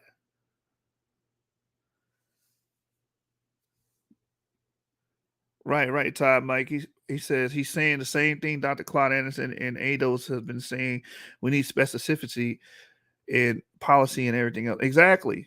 We're worried about, oh, white this, white that, black this, black that. No, we need to get specific on these things. That's how we can tackle these problems and these issues. While we're being specific, a lot of these black people are suffering these issues in these Democratic ran cities. It's just that simple. Battlefield. So again, I understand that you're Italian, and I understand that there are people who are Swedish, and you say, what do you have in common with a Swede or with, say, a Polish person or whatever? That thing, my answer to you, that thing would be whiteness. And as you've read critical race theory, I'm sure you've read the work of Ignatieff and others who talk about the way that ethnic groups like. And this is what he was talking about, devolving into racial essentialism all over again. It's the same thing. Whiteness. Oh, you can't be an individual. And this is why we tell people, when y'all say all black people are the same, this is what you're doing. Italians come here, they're hated, first generation in particular, right? You don't speak the language. Italians were seen as bad at school, untrustworthy, all these vicious slurs around Italians, or the Irish, for example, right? When we read the work of Roediger and others, right? And then there's a moment after second generation where you get lumped into this thing called whiteness. When you're driving down the street and a police officer sees you or they see me, that your ethnicity isn't the point. Your race is. When they police see me, they don't care whether I'm from Jamaica or Haiti or whether I'm a descendant of slaves. They just see blackness. The American Racial Project is what puts you in the same boat as. And see, there's another racialist sense of, when police see you, they just see blackness. You're trying to blanket the whole police force. Like, this is a liberal tactic. I got pulled over recently. I wasn't racially profiled or nothing. I got a warning and got let go. So it's like, trying to blanket everybody. Does racism happen and exist in the police force? Yes, it does. But to try to use that or use these examples to say all police or if police see me, this is what's going to happen. They're going to treat me like this. They're going to call me a nigger. It's this type of identity politics that is just disgusting. And it's like, well, we live in a time where majority of our people are going to fall for this bullshit because, again, it's a sweet song. I think the Bible talks about that sweet song in the ear. And it's just not the truth. Like, the truth is this. And what Rufo said was right. If we want to be successful, we have to support these three things: family, education, and job participation. Those three things. Crying about CRT and trying to make it seem like, oh, these are the oppressors, we are the oppressed. It's not going to do anything but keep us stagnated. And that's what's been happening. We've been doing those things. Jesse Jackson, we've been doing those things. It has done nothing for our communities, has done nothing for our familiar structure, has done nothing for education of our people. It has done nothing. It's a waste of time and it's fluff. And if anything, counterproductive. And I could see why the Democrats are pushing it now, because get us focused more on this than the things that matter, and we'll continue to fall. That's all I see it as. A mechanism used to keep us entrapped. And it's working. The Democrats, all of their policies and plans are working to keep Black people permanent underclass. Great job, Mark. Great job. As a Russian or a Polish person, because you all are white, and whiteness becomes this thing that is a marker of power. I mean, if I were to say to you what you like about being Italian, you could name lots of customs. You could name lots of things, and you can deny being white, right? But that's what whiteness studies is about. It's about outing your whiteness. You can say you're not white. You can pretend you're not white. I'm not saying you're doing that, but the world still treats you as white. And if I were to say to you right now, Christopher, what do you like about being white? These questions are non sequitur, and let's say, okay, I deny the whole racial system together, which you claim CRT does, but actually CRT reminds you of the racial system and enforces the racial system, and they try to teach off of it. This is why I said this is ironic and it's paradoxical. I tell people all the time that racial schemas is fake, false. It's a false narrative. If we want to talk about common ancestry, we can talk about common ancestry. But just because you're Black don't mean you're related to each other. Just because you're Black don't mean you're fast, you're strong. It don't mean none of that shit. But what we're seeing is someone is advocating that no, let's teach those things and continue to teach those things and enforce those things. And let me just throw all these non sequitur questions towards you about, oh, well, you can't hide from your whiteness. Like I can't hide from my Blackness. What basically the bandwagon fallacy. People going to call you white, so you white. People going to call you Black because you're Black. No, people can say whatever the hell they want to say about you. That's just the world we live in. That doesn't mean it's true. It doesn't mean it's true. Oh, this person right here is no. That's a hard pill to swallow, especially a lot of you liberals. A lot of you liberals are just racist. You closet racist. That's all you are. What would you say? I don't know. Again, it's such an amorphous term. It's like a census term or a but can you do me a favor? Indulge me for one. We're running out of time. Indulge me for a minute. I understand you see it as all these things, but you surely recognize that the world sees you as white. You know the world reads you as white. And if you were to ask me some things I like about being Black, I could talk about cultural norms, I could talk about tradition, I could talk about the kind of commonalities I feel around the diaspora. If I were to ask you what, particularly if you're saying whiteness is a thing that is being constructed as negative and shouldn't be, name something positive that you like about being white. Well, sure. I'll answer with a thing. There's a lot of documents that are floating around public schools that say things like timeliness, showing up on time is a white supremacist value or a white dominant value. Things like rationality, things like the Enlightenment, things like objectivity. And these are very strange things to be ascribed. And that goes to the Black inferiority thing again. Who are these people making up these CRT theories? Because they're saying, oh, white people are pretty much prepackaged with all these things to make them successful. So what are they saying about black people? That we're not? Like, first of all, no one's prepackaged on anything. These things are learned behaviors. So that's black inferiority all over again. Oh, white people are prepackaged. They're telling white people that they're prepackaged with the ability to be timely, to be punctual. What? That's racial essentialism, like he said earlier. Again, these things are taught, these things are learned. No one's prepackaged with any of that. These the same party that's going around saying that black people are too stupid. You know, I'm paraphrasing. They didn't really say black people are too stupid, but they're pretty much, that's what they're implying when they say, "Oh, well, black people are not able to get IDs." Wait, every black person I know has ID.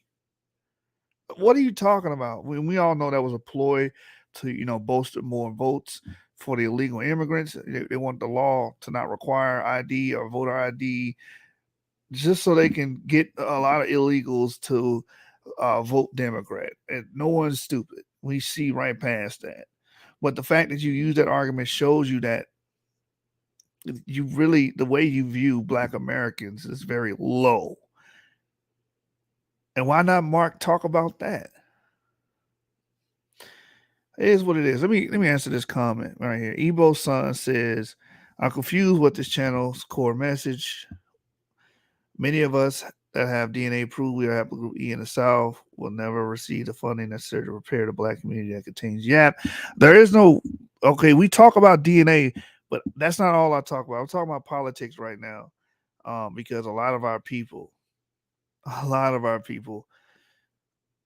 are pretty much duped when it comes to politics, and they think they have a certain narrative that they feed into because, you know, media is dominated by liberals. So the narrative is, oh, the Democrats are here to help us and save us, and the Republicans are racist. And time to time again, I do videos about how racist Democrats are, and like my brother Todd Mike said, soft racism of low expectations. Exactly. Because you view, oh, these people are too dumb to pass what's that test called again in college? I can't even think of it right now. SAT. They're too dumb, so we need to lower the standards. Come on, man. That's obviously they're saying that we're inferior when they do stuff like that. But you know what Ebo's son is saying, the core channel, you know, yes, we deal with a lot of DNA, but I deal with politics, I deal with education, I deal with other topics as well. Trades. We have done shows on trades and why black people should get into school and higher education. We do other videos. He also says many of us that have had DNA prove we are haplogroup E in the South and will never receive the funding necessary to repair the black community that contains YAP. I agree. We won't receive it. The party that is claiming or that's supposed to be for HR 40 or reparations are Democrats, and Democrats are not going to give you a dime. When Biden was asked about reparations, he diverted and started talking about legal immigration and amnesty. That shows you these people do not give a damn. And you know, his VP Kamala Harris says, "I'm not going to do anything specific for black people."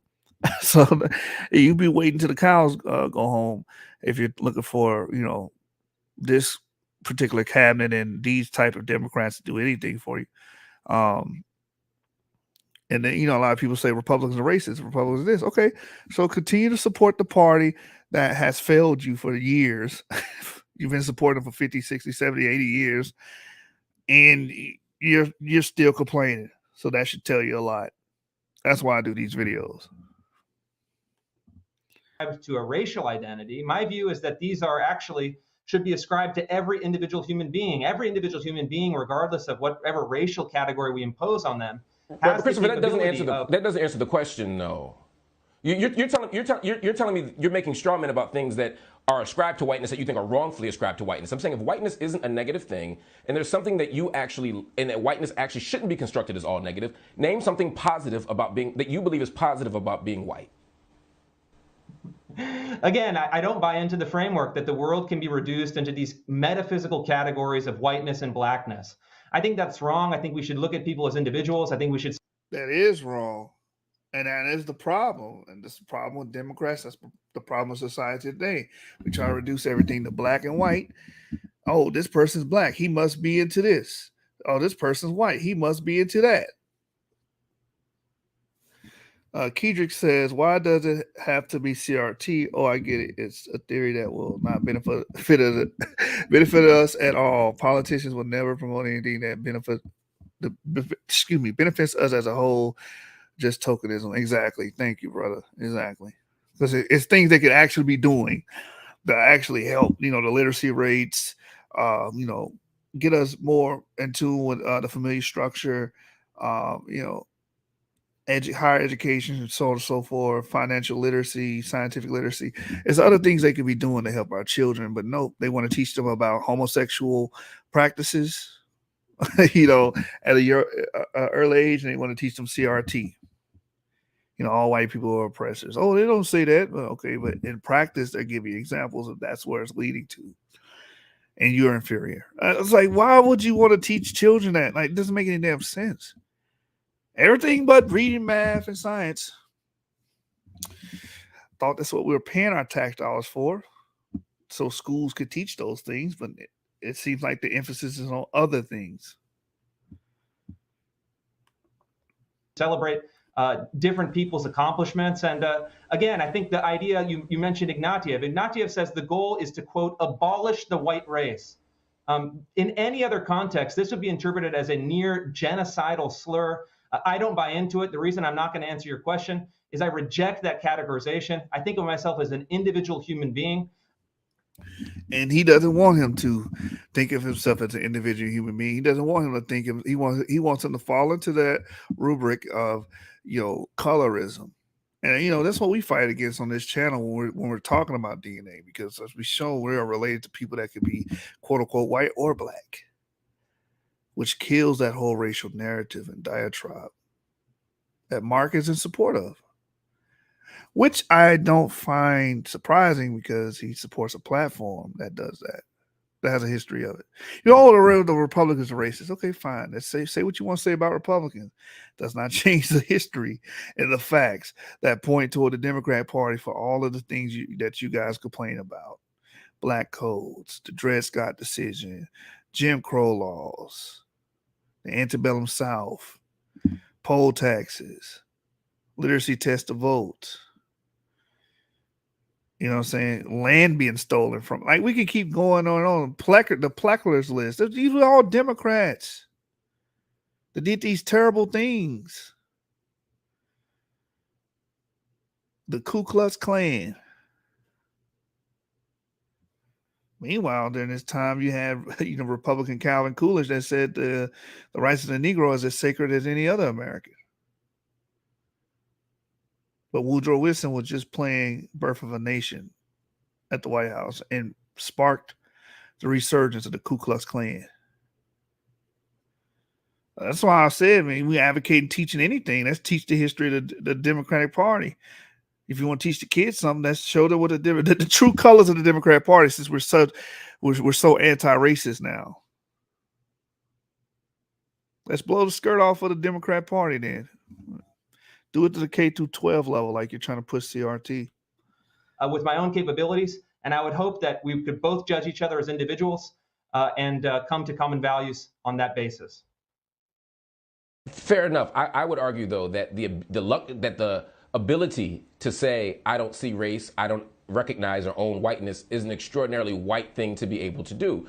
It's an exercise of power and privilege. You can ignore the That don't make no damn sense, because I don't even subscribe to any of that shit. I could people say, you black, you can go through this, and I continue to make strides in what I'm doing. Like, that's just fucking dumb what this dude said. the label of whiteness and still be able to enjoy all the spoils of whiteness. If I say I'm not black, I don't see race, I still can't get the cab. I still work harder for less money. I still don't live as long. I still get longer prison sentences. That makes no damn sense, because I think you got a network. Marc Lamont is pushing this victimhood shit, but I think you got a network of $1 million or something like that. And then, like, black Americans are like some of the wealthiest black peoples, quote unquote, on the planet, are the wealthiest Africans on the planet. What are you talking about, Mark? You're privileged being an American. Now, there's issues with the community in America. He said Marc Lamont, he'll just be saying some shit sometimes. I still get longer prison sentences. Yes, there has been, disproportionate prison sentences towards Black Americans, and we know who to blame on that. We know who to blame on that. We know what party to blame on that. These recent ones, right? Something that happened in the 90s, right? The crime bill, right? Come on, brother. Stop it. I'm more likely to be executed if I'm convicted of a crime. I'm still more likely to die of COVID. I'm still more likely to get suspended. That made no sense. What does more likely dying from COVID have to do with whether or not you're white or black? Or that sounds like because we already have pre-existing conditions like high blood pressure and stuff like that. It has nothing to do with racism, Lamont. That's a health issue. And see, that's what I'm saying. This is the type of shit they do. They just throw a bunch of stuff out there, hope it sticks, and preying on the weak, preying on our people that we're not, research based, right? That we eat up anything emotional, right? We're very emotional people. We want to appeal to emotionalism. That's why rebel rousing works so well with us. And it's just like sad because at the end of the day, the Democrats won the war. They won 90% of our people that vote for them in the national election and in local elections. They vote for Democrats in high numbers. So they won already. I just want to expose it to the few people that are able to perceive the information and see past it. You know what I'm saying? This is the type of nonsensical bullshit that they're pushing CRT. So who cares? How about you create funding and programs to give tutors to Black people that struggle in math or Black children that struggle with reading or struggle with science? How about that? How about you use that money that you're going to force the government to use to teach CRT towards raising some of these teachers' wages so they'll be, be comfortable while teaching your children? And how about giving them a teacher aide? Use some of this extra money to give them a teacher aide so there's not one teacher with a class of 30 students. And they're getting driven crazy every day watching 30 children per class when you can give them a help. And how about we slash those classes in half? How about we use some of this extra money that y'all are using to teach children about homosexual practices and use it to, hire teacher aides? How about that? This is crazy. All right. Oh, man, I went all the way to the back of the video. Hold on. Let me go. Because he's going to end with that. Or unwillingness, which I respect fully, and I mean that sincerely, to not own whiteness or to not even take on whiteness as part of your identity is something that you can do because you can. Black people can do that too. We can do that as well. We can say we know we don't fall under this colorist agenda or schema. We can say that. Nothing stopping us to say that. He got a mouth, you got a mouth. You can get on YouTube like he can get on YouTube. You can go on platforms, write blogs like he can write blogs. You can express that like anybody else. Oh, majority. Well, majority's not going to say that. Who cares? You can denounce things just like anybody else. What kind of victim are you? Yeah, man, that's attack some real issues, man. Who gives a damn about this damn CRT shit? I agree with YASHAR-YA'OH because it fits into that color schema, just like he says. He doesn't just like the brother Rufo or Chris, I can't say his name right, Rufo. He basically says he denounced that way of thinking, the ideology of white and black. Evo Son says this is deeper than politics. Look at the Wilmington, North Carolina massacre. Blacks were Republicans and tried to make progress, and it failed. Then became Democrats, and it failed again. It failed while they were Republicans because of all the oppression and repression they received from Democrats. That's why. We played the video in the beginning, Evo Son. Maybe you wasn't here showcasing that. He says, I agree with you, only that politics won't exist yet. Neither side of the aisle care about investing on black men to get the best. Yes, Republicans' interests are not in black men. They're not. They could care less because that's not their voter base. They're not. But people don't frame it as that.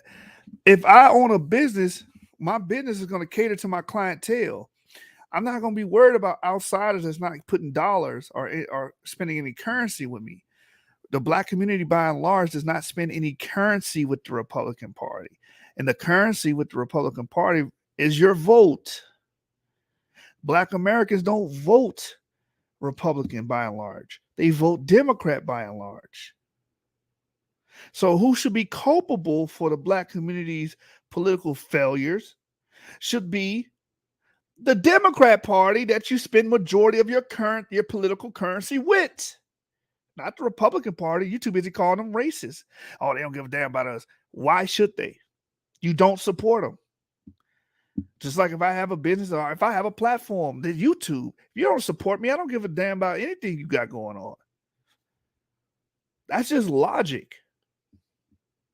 And Trump went out on a limb and helped the black community and did certain things with Scott, what is he, congressman or a senator? I can't remember which one, that came up with the opportunity zones, and he did a few more things that assisted us.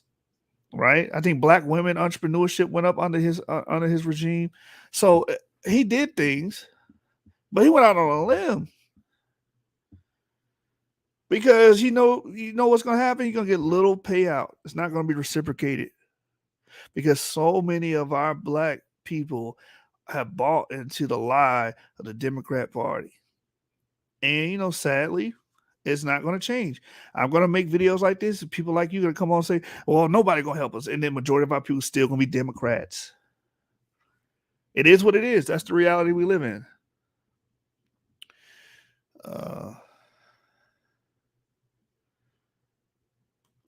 Ramon Y'all said, I remember when people was trying to get me to register to vote, they literally tried to force me to be a Democrat. I told them, don't want to choose a side. They were pissed. Yeah, you got to be. Yeah, if you're black, you got to be Democrat. I'm very vocal about Republicans because I am in support of the nuclear family. I am support of school choice. I'm support of small business. I want to become a small business owner.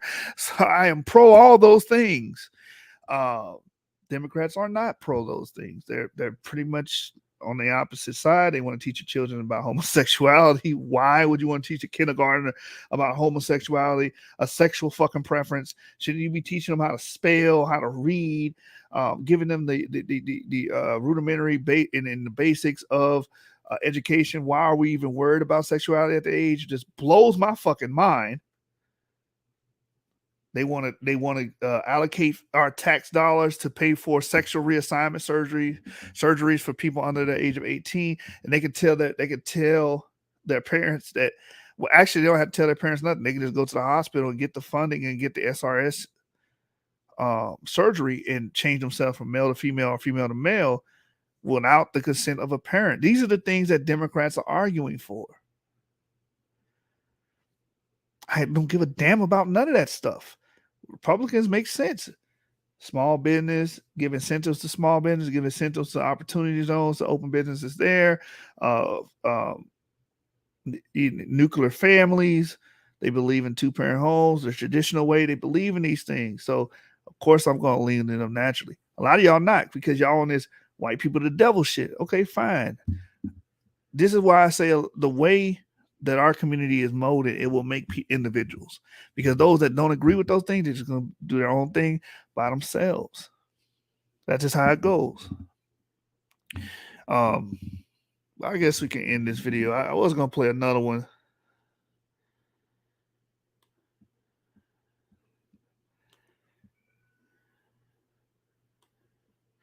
Kedrick says, we don't know politics and have no strategy. Party affiliation should only be for politicians, not us.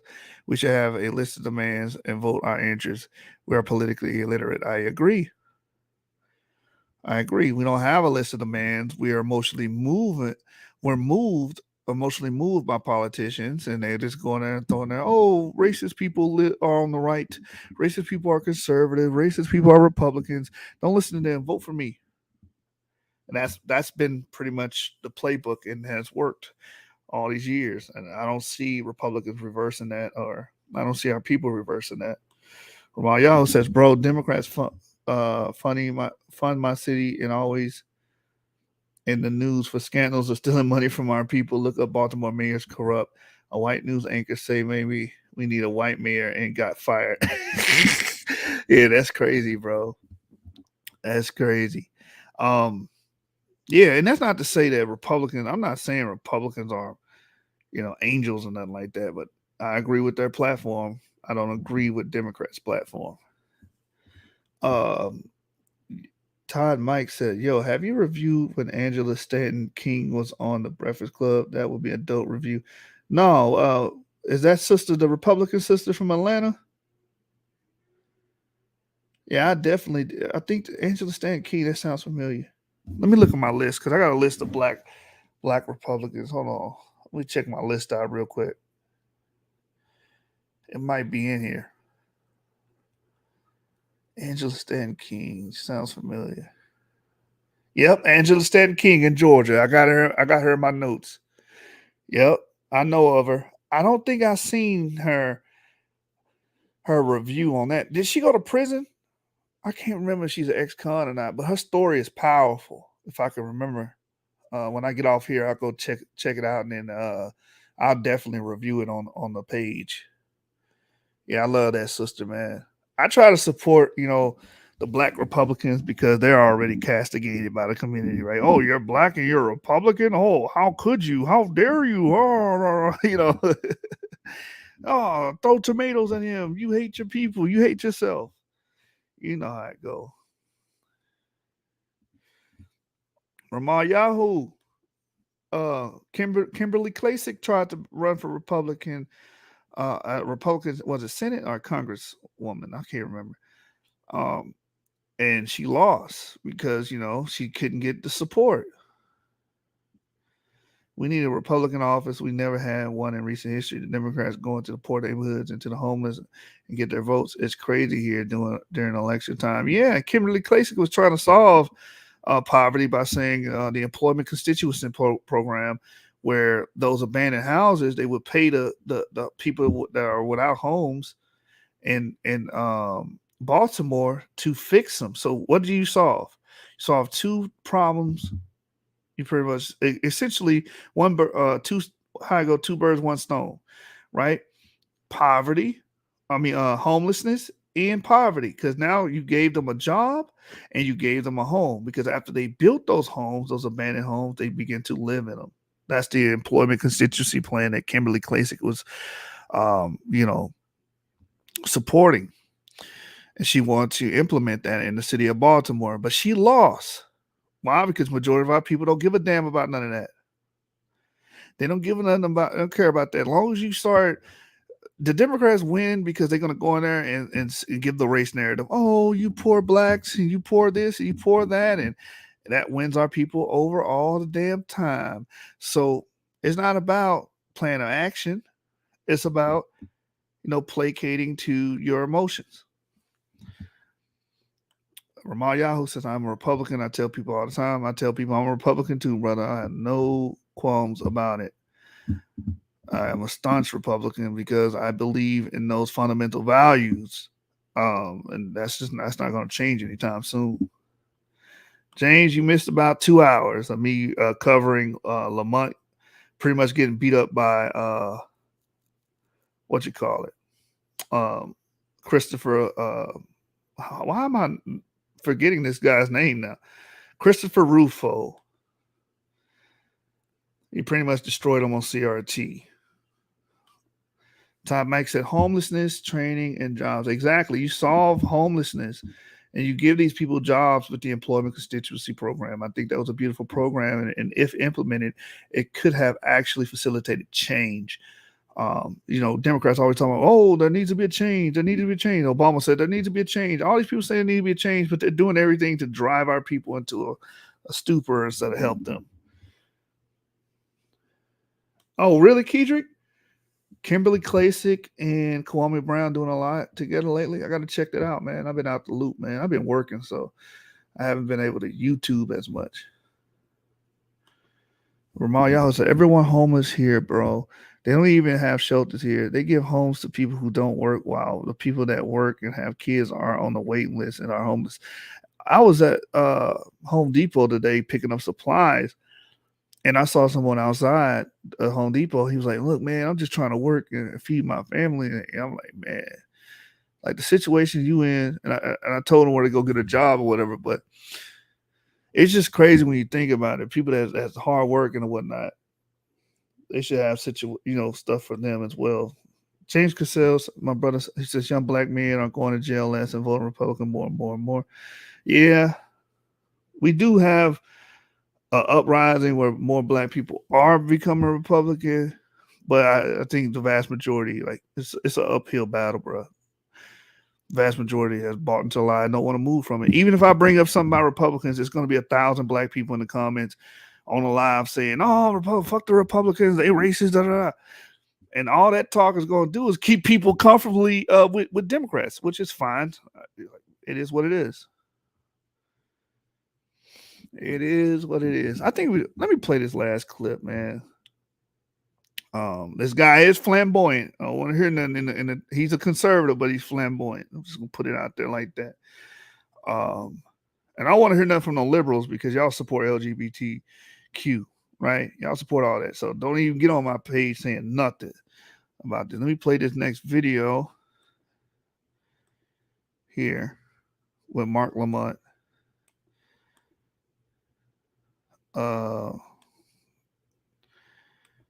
Hold on, before I do that, how about I do this instead? Let me go to the actual video and read this comment, man. So this is a video with the brother I was calling flamboyant right here, Christian Walker. He's a conservative, and he said a very few poignant points that I thought stood out. But look at this. Donna Eltina Nash. My question, though, is why is that most black conservatives in public sphere almost always come off as anti-black? Is it that this anti-blackness has to be a prerequisite to being a conservative or being allowed to represent the party in a public setting? And here's the thing. When you watch this video, the stuff he's saying is far from anti-black. If anything, it's pro the people that you call black, right? It's pro, education. It's pro familiar structure. It's pro upward mobility. So you know what? We're going to watch it just because this comment she said, is it that this anti-blackness has to be a prerequisite to being a conservative or being allowed to represent the party in a public setting? I don't understand why one can't be a black conservative who is proudly pro-black in support of CRT being taught in schools. What does CRT being taught in schools have to do with being pro-black? I don't get it. And this goes back to this monolith thing where black people try to make seem like everybody has to agree on every point. No, we don't. I don't agree with CRT being taught in schools. And I don't agree with the Democratic Party, which you probably voted for, right? So I have a feeling these guys wake every day low than being born in their skin. No, how do you know that? Oh, they just hate being black. They hate their skin color because they have a disagreement on a political view. You follow a very racist, closet racist party that does nothing but destroy and limit black people. Like that's, man, this is just silly as hell. All right, let's watch the video that she was commenting on.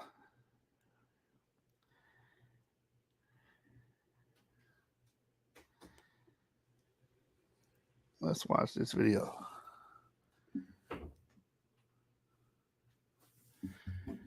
Watch this.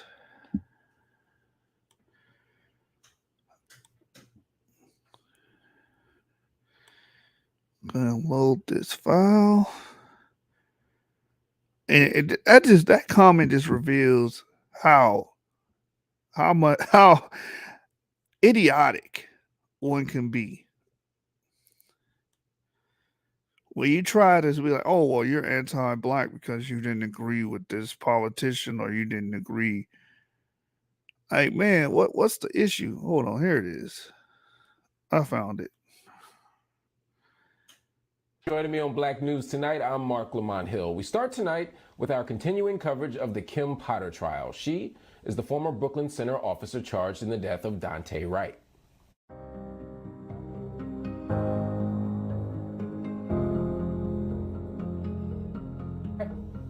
The entire incident boils down to Potter confusing her gun and her taser. She claims the tanker in Haiti has left at least 60 dead and dozens more injured. According to local officials, Joe Biden as been trending after he made a video about gas prices, which went viral. Y'all said Joe Biden was going to be the great unifier? This is divisive to my bank account and my hard-earned money. But I was voting for the guy who was going to destroy America. You were paying $30 for gas under my guy. He was slammed by some on social media for wearing a Givenchy sweatshirt marked at $1,200. Hey, you know what's funny about this? Because what he's saying is true, but what's going to happen is, oh well, Biden doesn't have any control over gas prices. But when Trump was the president, y'all blamed the pandemic on him. A damn disease, a damn virus got blamed on the president and the presidential cabinet. Oh yeah, the virus is the Trump fault. The country is in uproar because of Trump. The virus spread because of Trump. Like, I was like, everybody was blaming Trump for the pandemic. I'm like, but we can't blame Biden for high gas prices. Watch this. Dollars, maybe even 13, while complaining about gas prices going up since the election of Joe Biden. Walker responded to these criticisms with another video. Yes, Todd, that is Herschel Walker's son. I'm sorry that my parents were lazy on the couch all day waiting for handouts. I'm sorry that they built businesses and won championships. And now I can shop at Fendi and Givenchy. He joins me now. Christian Walker, welcome to the show. Thanks for having me, Mark.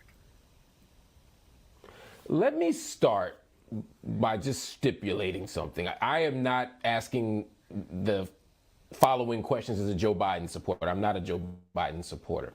I have been critical of Joe Biden, as have many people, some of whom voted for Joe Biden.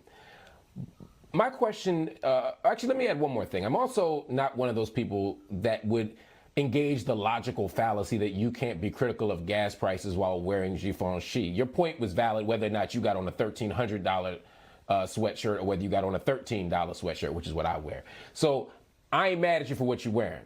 I see an irony in it, but I ain't mad at it. So I want to put those two things aside so we don't spend too much time arguing about that or disagreeing on that, because we don't disagree. My question for you is much simpler. What does Joe Biden have to do with gas prices? Well, I think this idea that I saw a lot of Democrats on Twitter trying to drum up that I was saying that Joe Biden has a lever on his desk or a button on his desk where he can just click or pull and increase or decrease gas prices. That's not what I was trying to get at all. What I was alluding to was the fact that week one of Biden's administration, he canceled the Keystone Pipeline. He's done nothing to foster relations with OPEC, and he's actually declared war on oil and gas production companies. As he's seen his poll numbers drop, he has started playing in and releasing and giving permits out to other oil and gas production companies. In August, or no, it was November 17th, he reopened drilling on the Gulf of Mexico. So he very much understands that oil and gas production and American citizens look at him as being someone who fosters whether or not oil and gas goes up or whether we have good relationships with oil and gas production companies. So he is to blame a bit, although it's not like he has a button on his desk where he can automatically increase oil and gas in the country.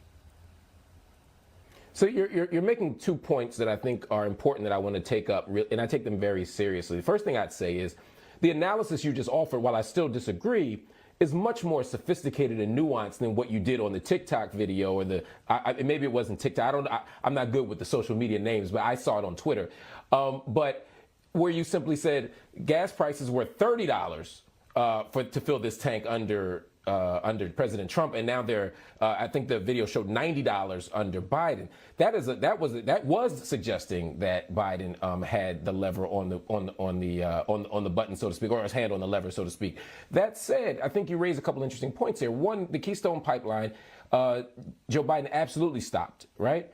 But there's absolutely no dispute that the Keystone Pipeline wasn't going to produce a drop of oil for many, many years. So even if he had not done that, it wouldn't have affected gas prices. OPEC nations are absolutely manipulating the supply. There's no doubt about that. To say that he's, waged war on OPEC nations seems a bit interesting. I mean, I don't know if he's waged war on Gabon or Algeria or Saudi Arabia or any of those nations. There doesn't seem to be any evidence of that. But even if he had wonderful relationships with those nations, gas prices wouldn't be radically different. In fact, I think you just said that. You said he has a bit to do with it, a bit. Are there other things he could do? Absolutely. Stopping domestic exports, sure. Maybe even go into the emergency supply, maybe, a small amount, because there are limits on how many barrels you can go into the reserve. If he did everything that Trump wanted him to do, we still would have high gas prices. And the reason they were low under Trump, as I know you know, because you're a smart young man, they were lower under Trump because we were in a pandemic and the supply was low. And so the demand wasn't there, and so the prices dropped. We all know that. There is not an economist in the world that disagrees that the gas prices aren't controlled by the president. So my question is, if we know all this information, why make the video? Well, actually, this time last year, gas was at $2.16. Today, it's at $3.32. A lot of states were out of the intense portion of the pandemic a year ago today. You look at Florida, you look at Texas. I'm gonna continue this video. But someone said something. Where is that? Keitry said, "Wasn't it over 80% in the beginning? I rarely meet people in real life who support him." No, yeah, a lot of black people have buyer's remorse on Biden, but the fact still remains, you supported him. Even when he won, he said, thanks to the black community. He thanked the black community for him winning. He gave you guys props. As far as people, they could not like him or whatnot, but at the end of the day, they're never going to move from the platform. A lot of these people, they're going to vote Democrat regardless. Even me and my brother, we were having this discussion about people saying, oh, well, we need to vote for younger Democrats. Maybe the older Democrats are the problem, but the ideology is the same. You're still pushing for these weird policies instead of actually things that can actually help black communities. So it's a quagmire. It's the best way I can explain it. So this idea that we only had low gas prices during the pandemic portion of Trump's administration is false. We were never at an average across the nation of $3.32 like we are today. Again, like I said earlier, some of his policies and not fostering good relationships, not trying at all to foster good relationships with some of these OPEC nations does affect gas prices at least a bit. Yeah, the video is embellished. I never said my tank was $30. I said you were paying $30 as I was talking to working class families. And now I'm hearing from working class followers of mine that they're paying upwards of $60 every time they go to the gas station. Joe Biden was vice president for 8 years with President Obama. He absolutely knows how this works and he could be doing more. And that was basically the point of the video. Gotcha. So, and just so that I'm clear, you're saying a year ago gas prices were still higher than they are now. That's even though we were out of the pandemic. Did I understand you correctly? No, last year, a year ago today, the average of gas prices across the nation were $2.16, and today it's $3.32. A lot of states last year at this time still had great COVID numbers. They had similar COVID numbers to today. Florida and Texas were out of the intense portion of the pandemic a year ago today. So this idea that we only I think we're on the. low gas.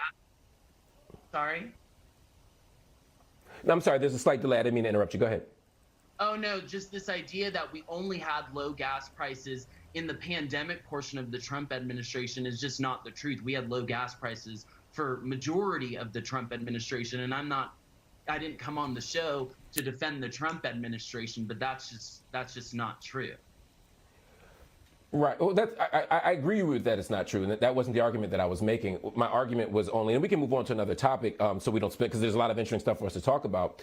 But my point was only that as people are coming outside more and the demand is more, it's going up. The demand is greater now for gas than it was a year ago. That's why. And as well as the manipulation on the supply side. So that's why the prices are going up. My only point, and again, I don't think we're disagreeing here, is that market conditions, OPEC nation conditions, are the reason why gas prices are what they are. And I just found it curious that, and as you said, your video was exaggerated. Wouldn't that talk to his point? Wouldn't that talk towards Brother Christian Walker's point? That OPEC nations manipulation of prices, and Biden has not been, too favorable towards those peoples or those groups or organizations or whatever you want to call them, right? Wouldn't that speak towards this point? I'm just saying. Marc Lamont be double speaking, bruh. You used a different word, but you said your video was exaggerated. It's that exaggeration, I think, that some people would consider disinformation. That when we put out information that we know exaggerates a condition, overstates a condition, or misrepresents a circumstance, it can lead voters to think, oh my God, if Trump were president, gas would be low. If Trump were president, or if Biden were not president and someone other Democrat president, maybe circumstances would be different. And the truth is, there's just very little that we can do about these things. But I want to move on to another thing you said before we go to commercial. Or do I think I need to go to commercial now. So let me take the break, come back, and I want to hear you talk about this position you have on race in America, because it's very interesting. And I also want to hear about your father's campaign. Your father, of course, is running for the U.S. Senate out of Georgia, and I want to know why you think he's a good candidate. So yeah, man. Hey, Lamont trying to do a service for the Democrat Party. What he's doing is he's trying to get all the black conservatives on his channel and show that, oh, these niggas don't know what the hell they talking about. Don't follow him. You know what I'm saying? Hey, James, if Trump was president and gas prices as high as they was now, Lamont be on here blaming Trump. Let's keep it a buck. So hang right here, everybody. Stay right here. I'll be back with more Christian Walker. Welcome back to Black News Tonight. We're back with the conservative social media personality and political commentator Christian Walker, discussing his opinions on the current culture wars. Your father, Herschel Walker, is running for a Senate seat from Georgia. How do you feel your social media presence will influence his campaign? I'm not directly attached to the campaign. I'm not working on the campaign. I will be doing and have done a couple events for the campaign as I'm excited about his race. However, I'm not sure what the effect will be. I think I do have a connection to working class Americans. I have a lot of working class Americans and just Georgians, period, who follow me and enjoy my content. So hopefully it helps out. But do I think it's going to damage it at all, like the Democrats are tweeting? Absolutely not. When you made your video the other day and you said, the kind of boo-hoo video, and you're like, I'm sorry my parents weren't lazy and they actually got up and worked and, built businesses and did things like that. Can you see how a comment like that would make a working class American feel insulted? How would that make a working class American feel? I'm a working class American. I didn't feel insulted by that. His message was, hey, I'm able to afford this particular type of clothing because my family is known for hard work. I don't know how that would make anybody feel away. Like, and here's another thing. A lot of people in the black community listen to these rappers, and these rappers do nothing but braggadocious rapping, where they rap about, I got Coogee, I got Gucci, I'm driving a Bugatti, and all this. Does that offend hardworking people? Why would that offend anybody? Like, this is a dumbass question posed by Marc Lamont, the liberal. or to make a person who's struggling, someone who's working poor, feel as if you're blaming their condition on their laziness and not the economic circumstances? Could you at least see that position? No, I can't see it. All the working class followers of mine loved the video because they saw that a lot of Democrats were refusing to engage with the point I was making, that gas prices were high, and instead wanted to focus on my Givenchy sweater and my Range Rover. So I made a video saying, oh, am I supposed to be ashamed that my parents worked hard? That has nothing to do with working class people. Americans, whether you're poor, rich, or anywhere in between, can care about issues that don't directly affect them. Yes, I can afford $98 gas, but I care about my fellow working class American citizens. That's what the video was about, and it was about Democrats refusing to engage with my point and instead distracting on some of the material items that I have. That had nothing to do with the conversation. It was a funny video. It was a joke. No, again, I remember I started this conversation by saying, I'm not taking issue with your Givenchy or your Range Rover.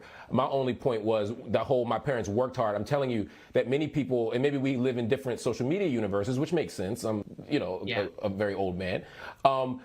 Many working class people I saw were insulted by that. So I'm just saying, if you're trying to reach insulted by him saying that his family worked hard and that's why he's able to afford the things he have. Who would be insulted by that? That's the dumbest shit. Like, that don't make any sense, bro.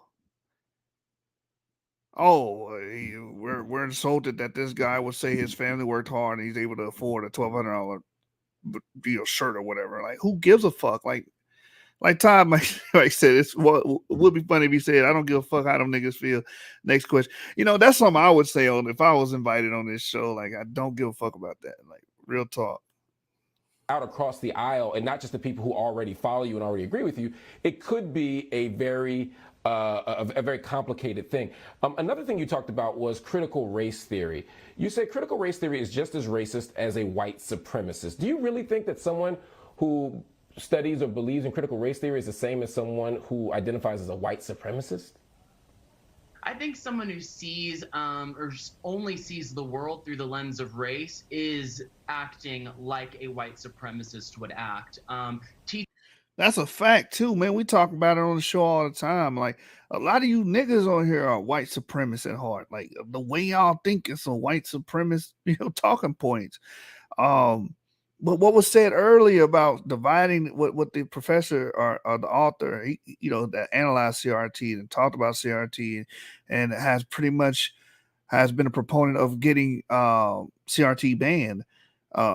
He pretty much brought up there's instances when it's been practiced where it's pretty much racist, where you're teaching white people that, oh, you're prepackaged with all of the things that you need to be successful, like timeliness and punctuality. Like, are you fucking kidding me? No one's prepackaged with that. You're taught those things. Those are behavior traits that we learn and observe and are taught while we're living. It has nothing to do with us being prepackaged doing anything. And you low-key saying white people are superior to black people when you say stuff like that. And Lamont is some support of that. Like, what the hell? Stop it. Teaching kids that they're oppressors and victims is straight up wrong, and I know there's a lot more layers to critical race theory than simply that. But yes, I do. I guess again, I'm noticing a pattern here, and I find this interesting. Respectfully, your answers are more nuanced than the headline. And I think my concern about the current political moment, not just you, not Democrats, not just Republicans, is that the headlines are so unnecessarily provocative and unnecessarily unnuanced that they put us into a fight where we can't actually have a conversation. Nigga, that's journalism. That's always been a theme. Like, even with scientific journals or scientific articles, the headline will be something that's so spectacular, or, oh, I can't believe that this. Then you get to the article, it's nuanced, it's not really saying that. It's like, people are guessing, or other things are happening there. Same thing with you guys, the left that you support. They would go around talking about, Democrats talking about embellishment. Y'all pretty much blamed the pandemic on Trump. Y'all pretty much said that the Russians had, hacked into the voter system and cheated and allowed Trump to become the president. Y'all said all these crazy things, man. Y'all had all the tabloids, all the news channels talking about it and this conspiracy, and y'all even tried to impeach Trump. Had him go to court for all these things, these fake allegations that y'all blew up and embellished upon. But you want to talk about this young man in some tabloid or some article embellishing. Like, get the fuck out of here, bro. Get the fuck out of here.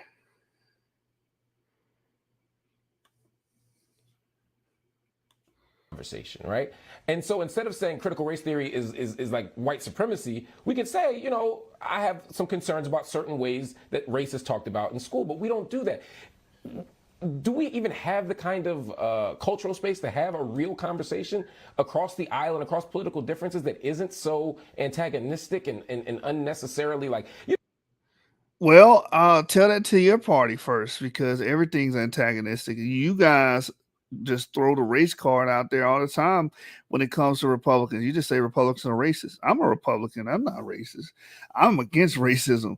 You support CRT, which it sounds like it's some shadow racism or some closet racism going on there, telling white people that they're prepackaged with all of the things that they need to be successful while black people aren't.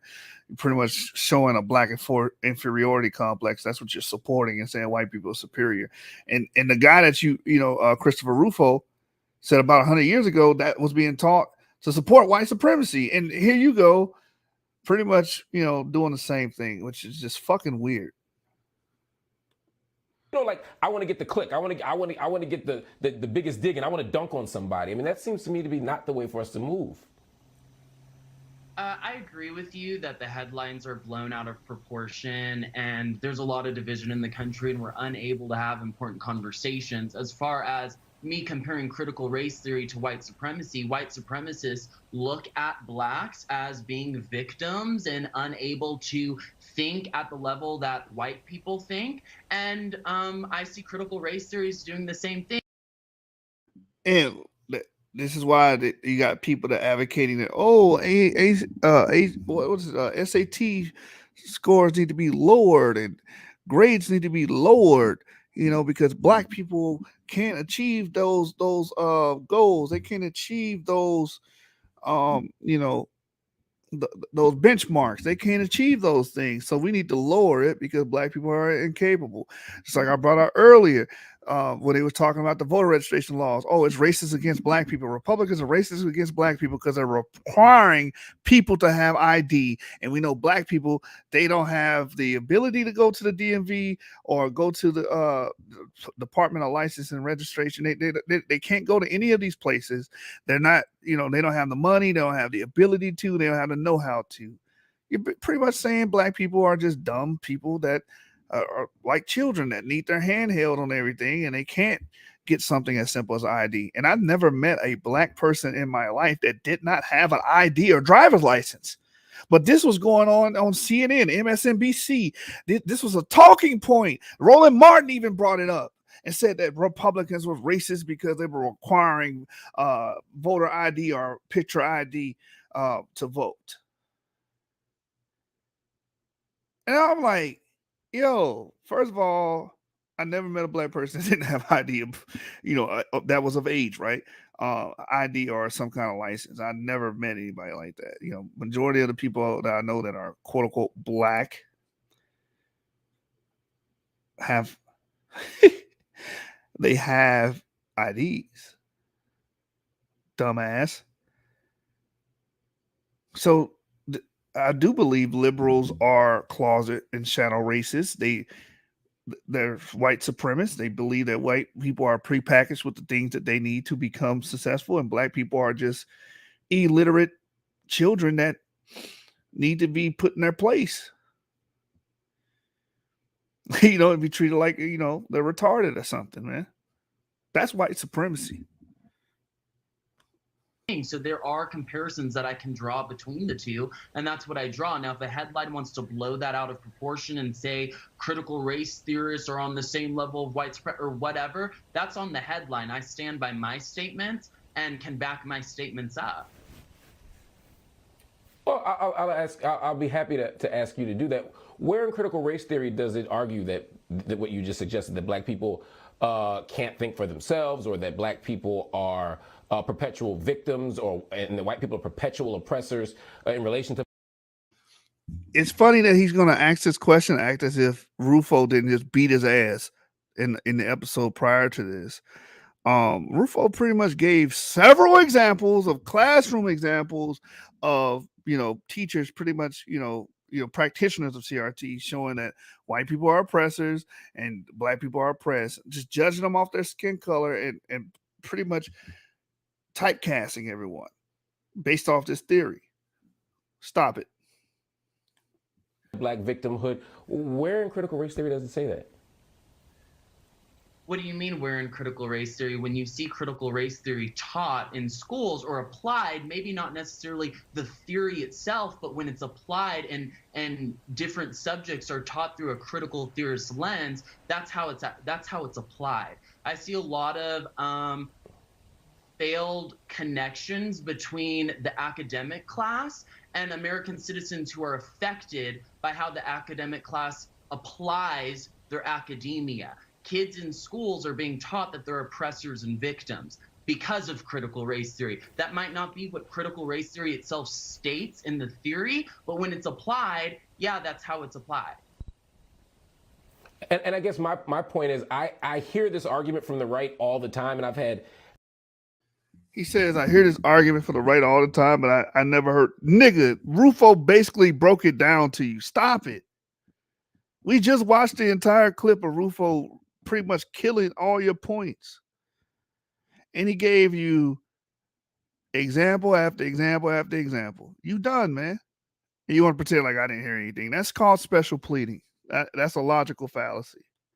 Everybody on this show, James Lindsay, Christopher Rufo, John McWhorter, Glenn Lowry, Vernon Jones, who's from Georgia, running for governor, I think. And I have yet to meet somebody who's pointing to me where this thing is happening, where people are told that black people are victims. I haven't found a curriculum, I haven't found a school district, I haven't found a homework assignment that shows this. And when I ask people for examples, they go, well, I can't just give you an example off the top of my head. But this seems, I would think that if this is the argument that's being promoted, there would be some evidence of it. Do you have any?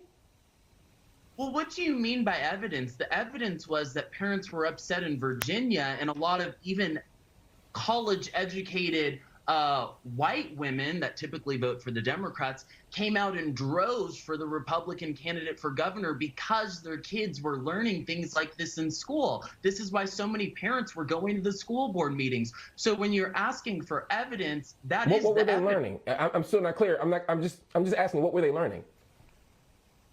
That their kids are oppressors or victims.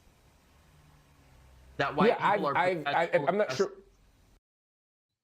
And what he's saying is true. That is what they were complaining to the board about. If you can look this up about the parents that were upset at the what their children were learning, that was involved with CRT, and one of the complaints was, oh, we're just being relegated to oppressors, and all of my children learn that they're oppressors. So that's actually a real world example, and Marc Lamont's going to sweep it under the fucking rug because he's disingenuous.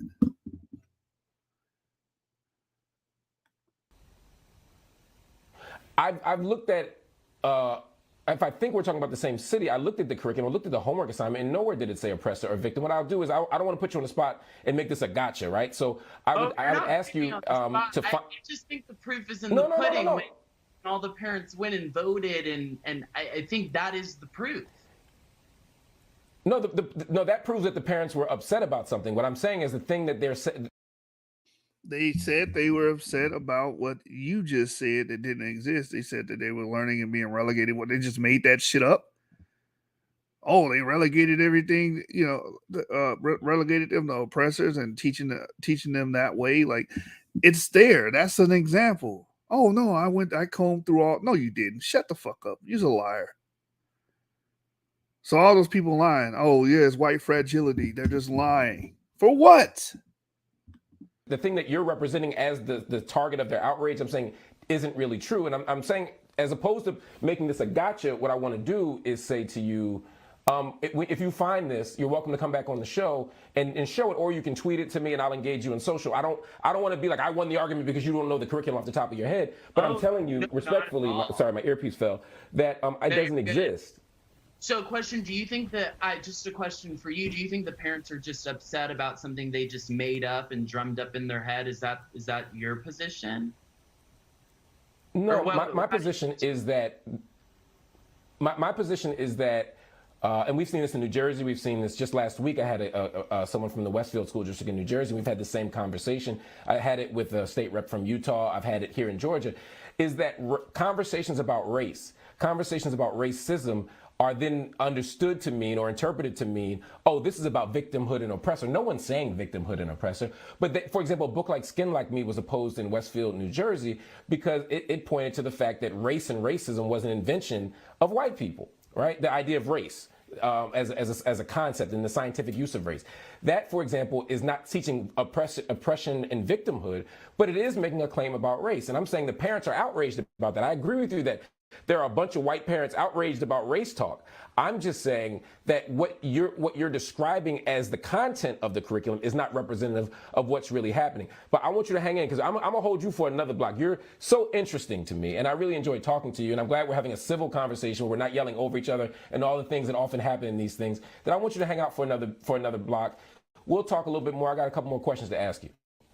Sound good? All right, we'll be back. Welcome back to Black News Tonight. We're back on the show with the conservative social media personality and political commentator Christian Walker, who is discussing his opinions on the current culture wars. You say that black people are more racist than white people. What does that mean? I've said that because in my experience, a lot of black people can get away with their racism publicly without getting fired from their jobs, without experiencing any punishment from schools. And so I think there's a lot more outward racism from black people against white people, groups like white people, than from white people in 2021 towards black people.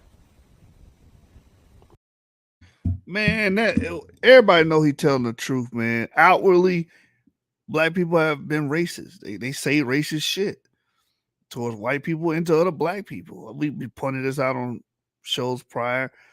And Marc Lamont's going to act like, no, this isn't a thing. This doesn't happen. Like, are you fucking kidding me?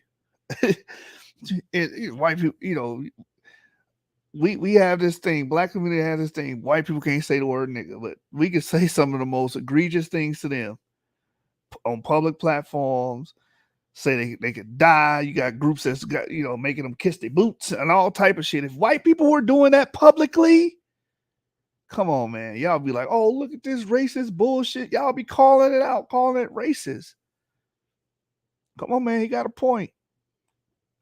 What kind of black people are being so publicly racist and not losing jobs? You can say whatever you want about a white person and not get fired from your job. You say one comment about a black person, you're done.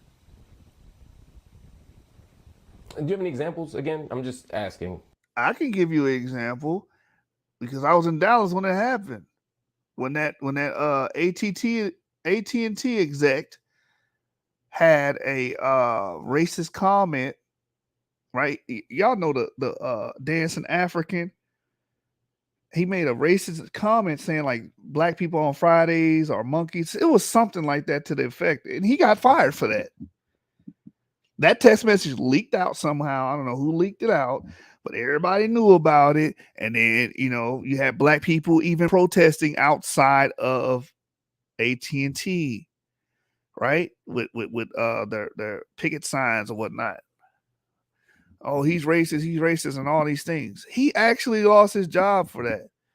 So actually, we do have examples of that when people are express racism or even in a joking manner. White people do lose their jobs on that. It'll be disingenuous for us to say that doesn't happen. But we've heard black people say some of the most egregious things about not just white people, Asian people. We laugh at it at the comedy shows. We don't hear white people, by and large, at comedy shows saying, you know, racist things about black people as a joke, right? Not to the same effect as we see black people doing it. So he does have a point. We have an issue with being genuine and being honest. Just to be honest some goddamn times. Yes, in a lot of ways, outwardly, black people are more racist, and they're not afraid to say some of these egregious things that if anyone else said them, they will be ostracized for them. Just keep it a buck.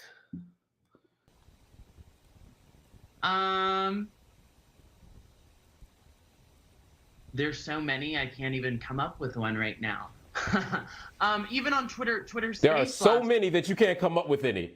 No, You're just like a log jam of examples, and you just can't. I have a plethora of classmates who call people mayo monkeys, who call people crackers, who call people this and that. If a white student says the N-word, they're automatically expelled from schools, as they probably should be. Black people can say whatever they want. You're not getting expelled from school. All right, so back to the question, which was about these public firings of people. Yeah, black, you know, I mean, this is a general rule. It can be said, they can say negative things about other races and other cultures. Not so much Jews. If they say something about Jews, the ADL coming for their ass. We know that, right? We know that. And if they say something about LGBT, you know, they're going to get shut down. You know what I'm saying? They even tried to attack Dave Chappelle on that. But for the most part, if Black Americans want to say something racially egregious, they pretty much have the license to do so. And we don't have to be disingenuous about that, Mark. With jobs, do you know of any, or are you still log jammed with the example? So I can move on. I'm happy to move on to another question. Public firings of white people, or public of black people. You're saying that black people don't get. You're saying black people say all these things about white people and don't get fired, and then white people say things about black people and do get fired. And ask for examples. You said there were so many you couldn't think of any. For example, all of my classmates that like to go on my Instagram page and call me a coon, call me a house Negro, call white people mayo monkeys in the comments, call white people crackers, and they are not expelled from UCLA at all. Gotcha. Okay, so we pivoted to your That's why I said I had. I'm not asking you. I was trying to think of names. Gotcha. Okay. Gotcha. Initially, we were talking about public firings on jobs, and now we've pivoted to the university experience, your school experience, which is fine. I'll just move over. Move on to something else. How do you think progressives promote black victimhood over black, as you call it, victorhood? I think progressives engage with the black community from a side of victimhood, and they try to reach out to the black community by saying, you know, you're oppressed in America, or there's all these systems put in place to hold you down, instead of uplifting successful black people like you, Mark, who have made a name for themselves, and clearly the system has not affected you to the point that you... Exactly. Mark is worth $1 million or some bullshit right there, right? And he's out here preaching his victimhood shit, and black people can't do this, can't do that. But obviously you're black and you're able to achieve these things. Oh, the likelihood of black people, well, maybe because those three things that Rufo was telling you is not important in our community: education, family, and job participation. Those three things, I can get niggas on here right now that's gonna argue me down and say, no, we don't need families, we don't need education, and we don't need job participation. I can get people on here right now to say those things. And those three things, those three ingredients is what we're missing, and we're not even trying to advocate for it. We've done shows about it, and the pushback we get is from Black Americans. So that's on point what Christian Walker is saying. You couldn't become successful or get an education or build a platform for yourself. And so I think it's kind of not helpful in engaging the black community to become successful in America. Is it possible for successful black people? Right. We should be able to tell, just as much as y'all harp on victimhood and harp on how bad it is for black people, which, you know, a lot of these bad situations are created and maintained by Democrats, right? Because like we've already established, most of this stuff is going on in cities ran by Democrats. Why not show another light? Like you, why not show black people how you got successful, Mark? No, that doesn't get the views, right? to say, look, despite these circumstances, I've become successful, but there are still conditions that make life harder. I'll give you an example. I'll give you an extreme example. Again, your father's from Georgia, right? He is from the same state as, let me use a better example. I'll take your father off the table for a moment. There are people who are forced to go to substandard public schools in Georgia. There are people who are victims of food insecurity, people who don't have access to clean running water, people who don't have access to safe housing conditions, and some of them will make it to Emory University. Clean housing, clean water. What is he talking about? Flint, Michigan? Type in Flint, Michigan and tell me who the city officials are and what party affiliation they have. Type it in. Like I said, what he's failing to mention is a lot of these examples and situations are applicable to the Democrat Party, which makes the Democrat Party culpable. But we want to ignore that and say, yeah, fuck you, Republicans and conservatives. You guys are racist. You're white supremacists. You hate black people. Okay, fine. Throw all the labels on us. But the fact of the matter is, wherever Democrats run, the cities that are ran by Democrats, black people suffer the most. It's just that fucking simple. Or they'll go on to Morehouse or Harvard or Yale or wherever, and they'll be successful. But that wouldn't be an argument for not addressing those systemic issues. If the bulk of us are still struggling with these issues, why would you want to point to the extremes or the outliers of our society? I don't think they're outliers, and to say that it's only black people struggling in the nation with these issues, there's also white people as well. So why is that being ignored as though this is only a black issue? It's an American issue. Well, no, I never said only black people. That killed it right there.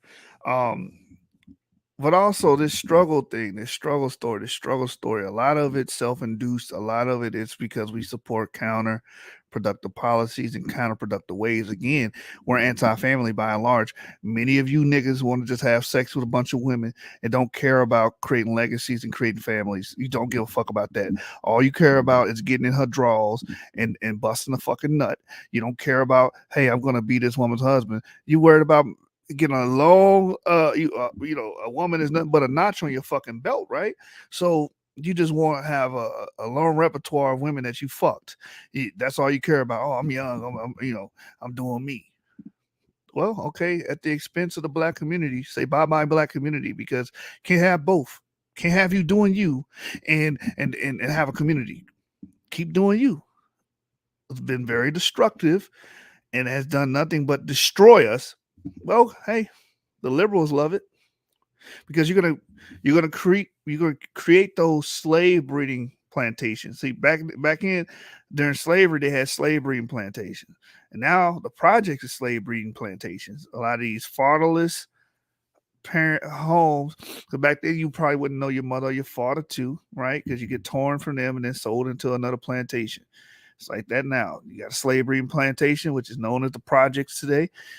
These people are growing up without parental guidance. These people are growing up off the government, I'm about to say government cheese, the welfare state or whatnot. And then, once you mess up because Obama said it, not people that are raised in a single parent home are 9 to 10 times likely to be incarcerated. Now you're going to be put into slavery because incarceration is the only legal way to put you in slavery. Now you're getting paid pennies on a dollar, literally. And you're funneling into a multi-billion-dollar industry known as the prison industrial complex. So these rich white liberals, they don't give a damn. You feeding into the system. Were struggling, that would be a straw man. I was responding to the question about black victimhood, and you were saying point to the successful black people. I was saying that black people. I wasn't saying that there were no poor white people any more than you were saying there were only successful black people. I was only following your example. But my point is that you asked about how progressives engage with the black community on a perspective of victimhood rather than victorhood. So that's what I was saying. Yeah, I got you. And I'm saying that, I don't think pointing to the structural conditions that we're forced to deal with, worse public schools, more likely to be arrested for the same crimes as our white counterparts, being sentenced and charged and sentenced for longer amounts of time. We could go on down the list, right? Paying more for the same loans, having higher interest rates for the same loans, even with the same credit score as our white counterparts. There's per capita. Say that again? I'm going to answer this right here. How Malcolm and MLK warned us about liberals and we still fell for it. I'm going to tell you how. Because liberals are conniving. These people are crafty. And what they do is CRT. Oh, we're going to teach you guys about how white people are inherently racist, or racism is like something that all white people have, or some bullshit like that. Why? To pull on your heartstrings. Oh, these people actually care about us. They're actually fighting against racism. Blah, blah, blah, and all this other bullshit, right? So now they're going to get your emotional vote. They're going to rebel rouse you and tell you Republicans are racist and they hate you. You're going to believe it. Oh, we know Republicans are racist and they hate us because I heard it on CNN, MSNBC. Marc Lamont, supports it. Blah, blah, blah. So that's how. It's just been, decades and decades and decades upon, using pastors and preachers and, Jesse Jackson and all of them, like using them to just manipulate the people and pull on our heartstrings and keep us emotional. We're victims. Look how bad we're treated. But if we step back and actually look what's wrong with our people, a lot of our issues are self-induced, self-inflicted. A lot of them. But you're gonna blame, gang banging is white supremacy. No, gang banging is a complex issue, and is it starts at home with single parent homes, and no parental guidance. That's where it starts. A lot of our issues actually start there. Can we fix those things? Stop having babies. Stop having babies with randoms that you don't want to fucking take care of, and stop having babies with women that you don't want to have a long-lasting relationship with that's worth something. Stop doing it. Oh, no, nobody's going to stop having sex. Okay, you have your reward, just like the Bible says. Your reward is a fucked up community that has no stability whatsoever, that you want to just keep complaining about and say, oh, Mr. Democrat, can you help me? And the Democrat be like, yes, come here, son, and, hug you and put him on his chest. You start crying and shit. Like, no. And then, 10 years later, it's the same shit. I'm voting Democrat. Republicans are racist. Democrats are the heroes. And we're in the same situation as a collective. Even though you're in these cities ran by Democrats, adjudicated by Democrats. Like, come on, man. When you going to wake up and smell the fucking coffee, man? All right. Committing a higher amount of than white people. That as well. Did you? I don't see it. That feels like a red herring that I'm happy to talk about. I only have 30 seconds. I want to go before we go. Today, your father said that he was accountable for what he's done in the past. What was he referring to? I don't know. I didn't see what you were talking about. He was asked specifically about his. All right, that's another video, bro. He's on some other shit. He doesn't know what he's talking about. Whatever. Y'all can watch the last 30 seconds of that nonsense. But as you can see, man, this original video where he had. Say, you know what? I'm Italian. You know what? I have a family. This brother on here, Rufo, pretty much beat up Marc Lamont, man. Destroyed him. We out, man. 7 gang. We Japanese still. You can cook in front of your family like a Japanese meal. It's Yashuta Hibachi, and none of you niggas can stop me. We out, bro. Let's get it. Let's get it, man. Hey, one more thing, though. Who be Republican with or without you niggas? Gang. Gang, man. That's the beauty of it. That's the beauty of it, man. You know how we rocking, man. Mariano. Thank you, Fizzle. Smooth was good, baby. Don't Don't make me send niggas masked up like Jason. That's crazy, niggas working with the porks, I smell bacon. Bitch, pay me, but would I let you fuck, bitch, maybe? I told you I only want your money, I wasn't trying to do you shady. Don't make me send niggas masked up like Jason. That's crazy, niggas working with the porks, I smell bacon. Bitch, pay me, but would I let you fuck, bitch, maybe? I told you I only want your money, I wasn't trying to do you shady. Kicked around, she live 8 miles away, I did her shady. I like when bitches hit my phone randomly with payments. You thought I was going broke, you sadly mistaken. Thuggin' on 32nd, Naomi with gang in it. If you ever see the plug by its lonesome, know I stay equipped. I ain't talking about the ops, cause none of them niggas taking trips. Too focused, only thing I know is stay away from the pigs. I'm from the stink team, you can't change the way I live. A lot of these niggas don't know what patience is. A boat just landed, my plug call with a gang of tris. A boat just landed at 30 piece for the plainest wrist. The truth, a real nigga, most of these rappers a gang of pretenders. Tasmanian devils, I be round a gang of spinners. I'm from the stink team, bitch, you see it's a gang of winners. Real artistic in the booth to paint the picture. While your bitch got that shit on her lip, it ain't safe to kiss her. Don't make me send niggas masked up like Jason. That's crazy, niggas working with the porks, I smell bacon. Bitch, pay me, but would I let you fuck, bitch, maybe? I told you I only want your money, I wasn't trying to do you shady. Don't make me send niggas masked up like Jason. That's crazy, niggas working with the porks, I smell bacon. Bitch, pay me, but would I let you fuck, bitch, maybe? I told you I only want your money, I wasn't trying to do you shady. I remember when my nigga got taken. I slipped back so I was training while she baking. Sweet be acting up, what the fuck that nigga taking? They don't know about this life, they be faking. I pray to God, but in my dreams I see Satan. I put her with a mask like Jason. Put her with a mask, I had your big homie shaking. I remember I fucked this bitch in her basement. I like walk, but right now I need trips. Everybody hit, I feel like Chris. I tell all my little homies to go and take risks.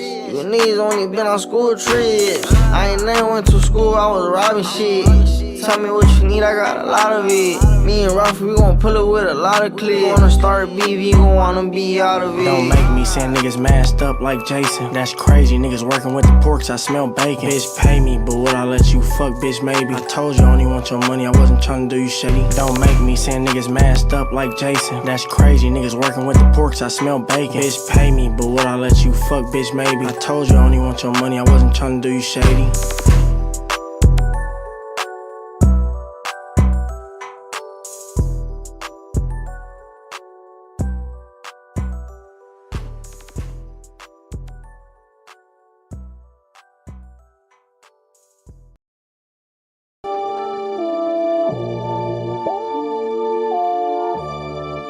Thank you, Fizzle.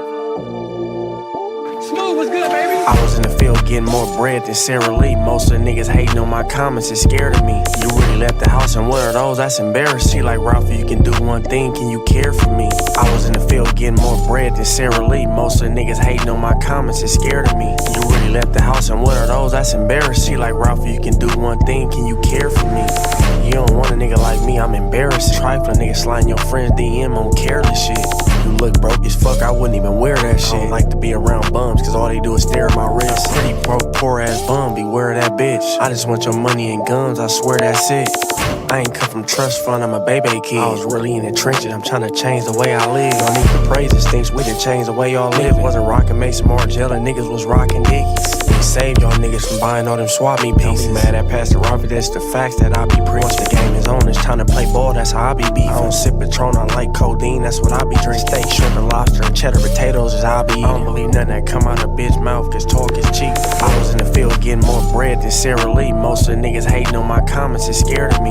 You really left the house and what are those? That's embarrassing. She like, Ralphie, you can do one thing, can you care for me? I was in the field getting more bread than Sarah Lee. Most of the niggas hating on my comments and scared of me. You really left the house and what are those? That's embarrassing. She like, Ralphie, you can do one thing, can you care for me? Damn shame, I done had this cake longer than my bitch. On the net you say I'm capping, these streets you need a wish. I was a semi-auto bandit till I linked up with a switch. Grown ass thug, baby Drakey in the crib. Don't feel no pressure on this bitch, nigga shaky where you live. Just the ops you gotta watch, nigga snaking where I live. Was in the cracks for a day, them niggas janky over there. Yeah, we caught him around here, but we spanked him over there. Yeah, the nigga bought paper, ain't no staples up in here. K rounds ain't take him out, but it stuck him in a chair. The way we steppin' out, bring it to a bear. Another nigga dressed up, somebody show him what to wear. Got my ear to the streets, it always tell me what to hear. Don't need no glasses on my face, show a nigga that I fear. I got my ops and they feelings, make they ass shed tears. And a rifle from Big 5, but I ain't poppin' at no deers. I was in the field getting more bread than Sarah Lee. Most of the niggas hating on my comments is scared of me. You really left the house and what are those? That's embarrassing. She like, Ralph, you can do one thing, can you care for me? I was in the field getting more bread than Sarah Lee. Most of the niggas hating on my comments is scared of me. You really left the house and what are those? That's embarrassing. She like, Ralph, you can do one thing, can you care for me?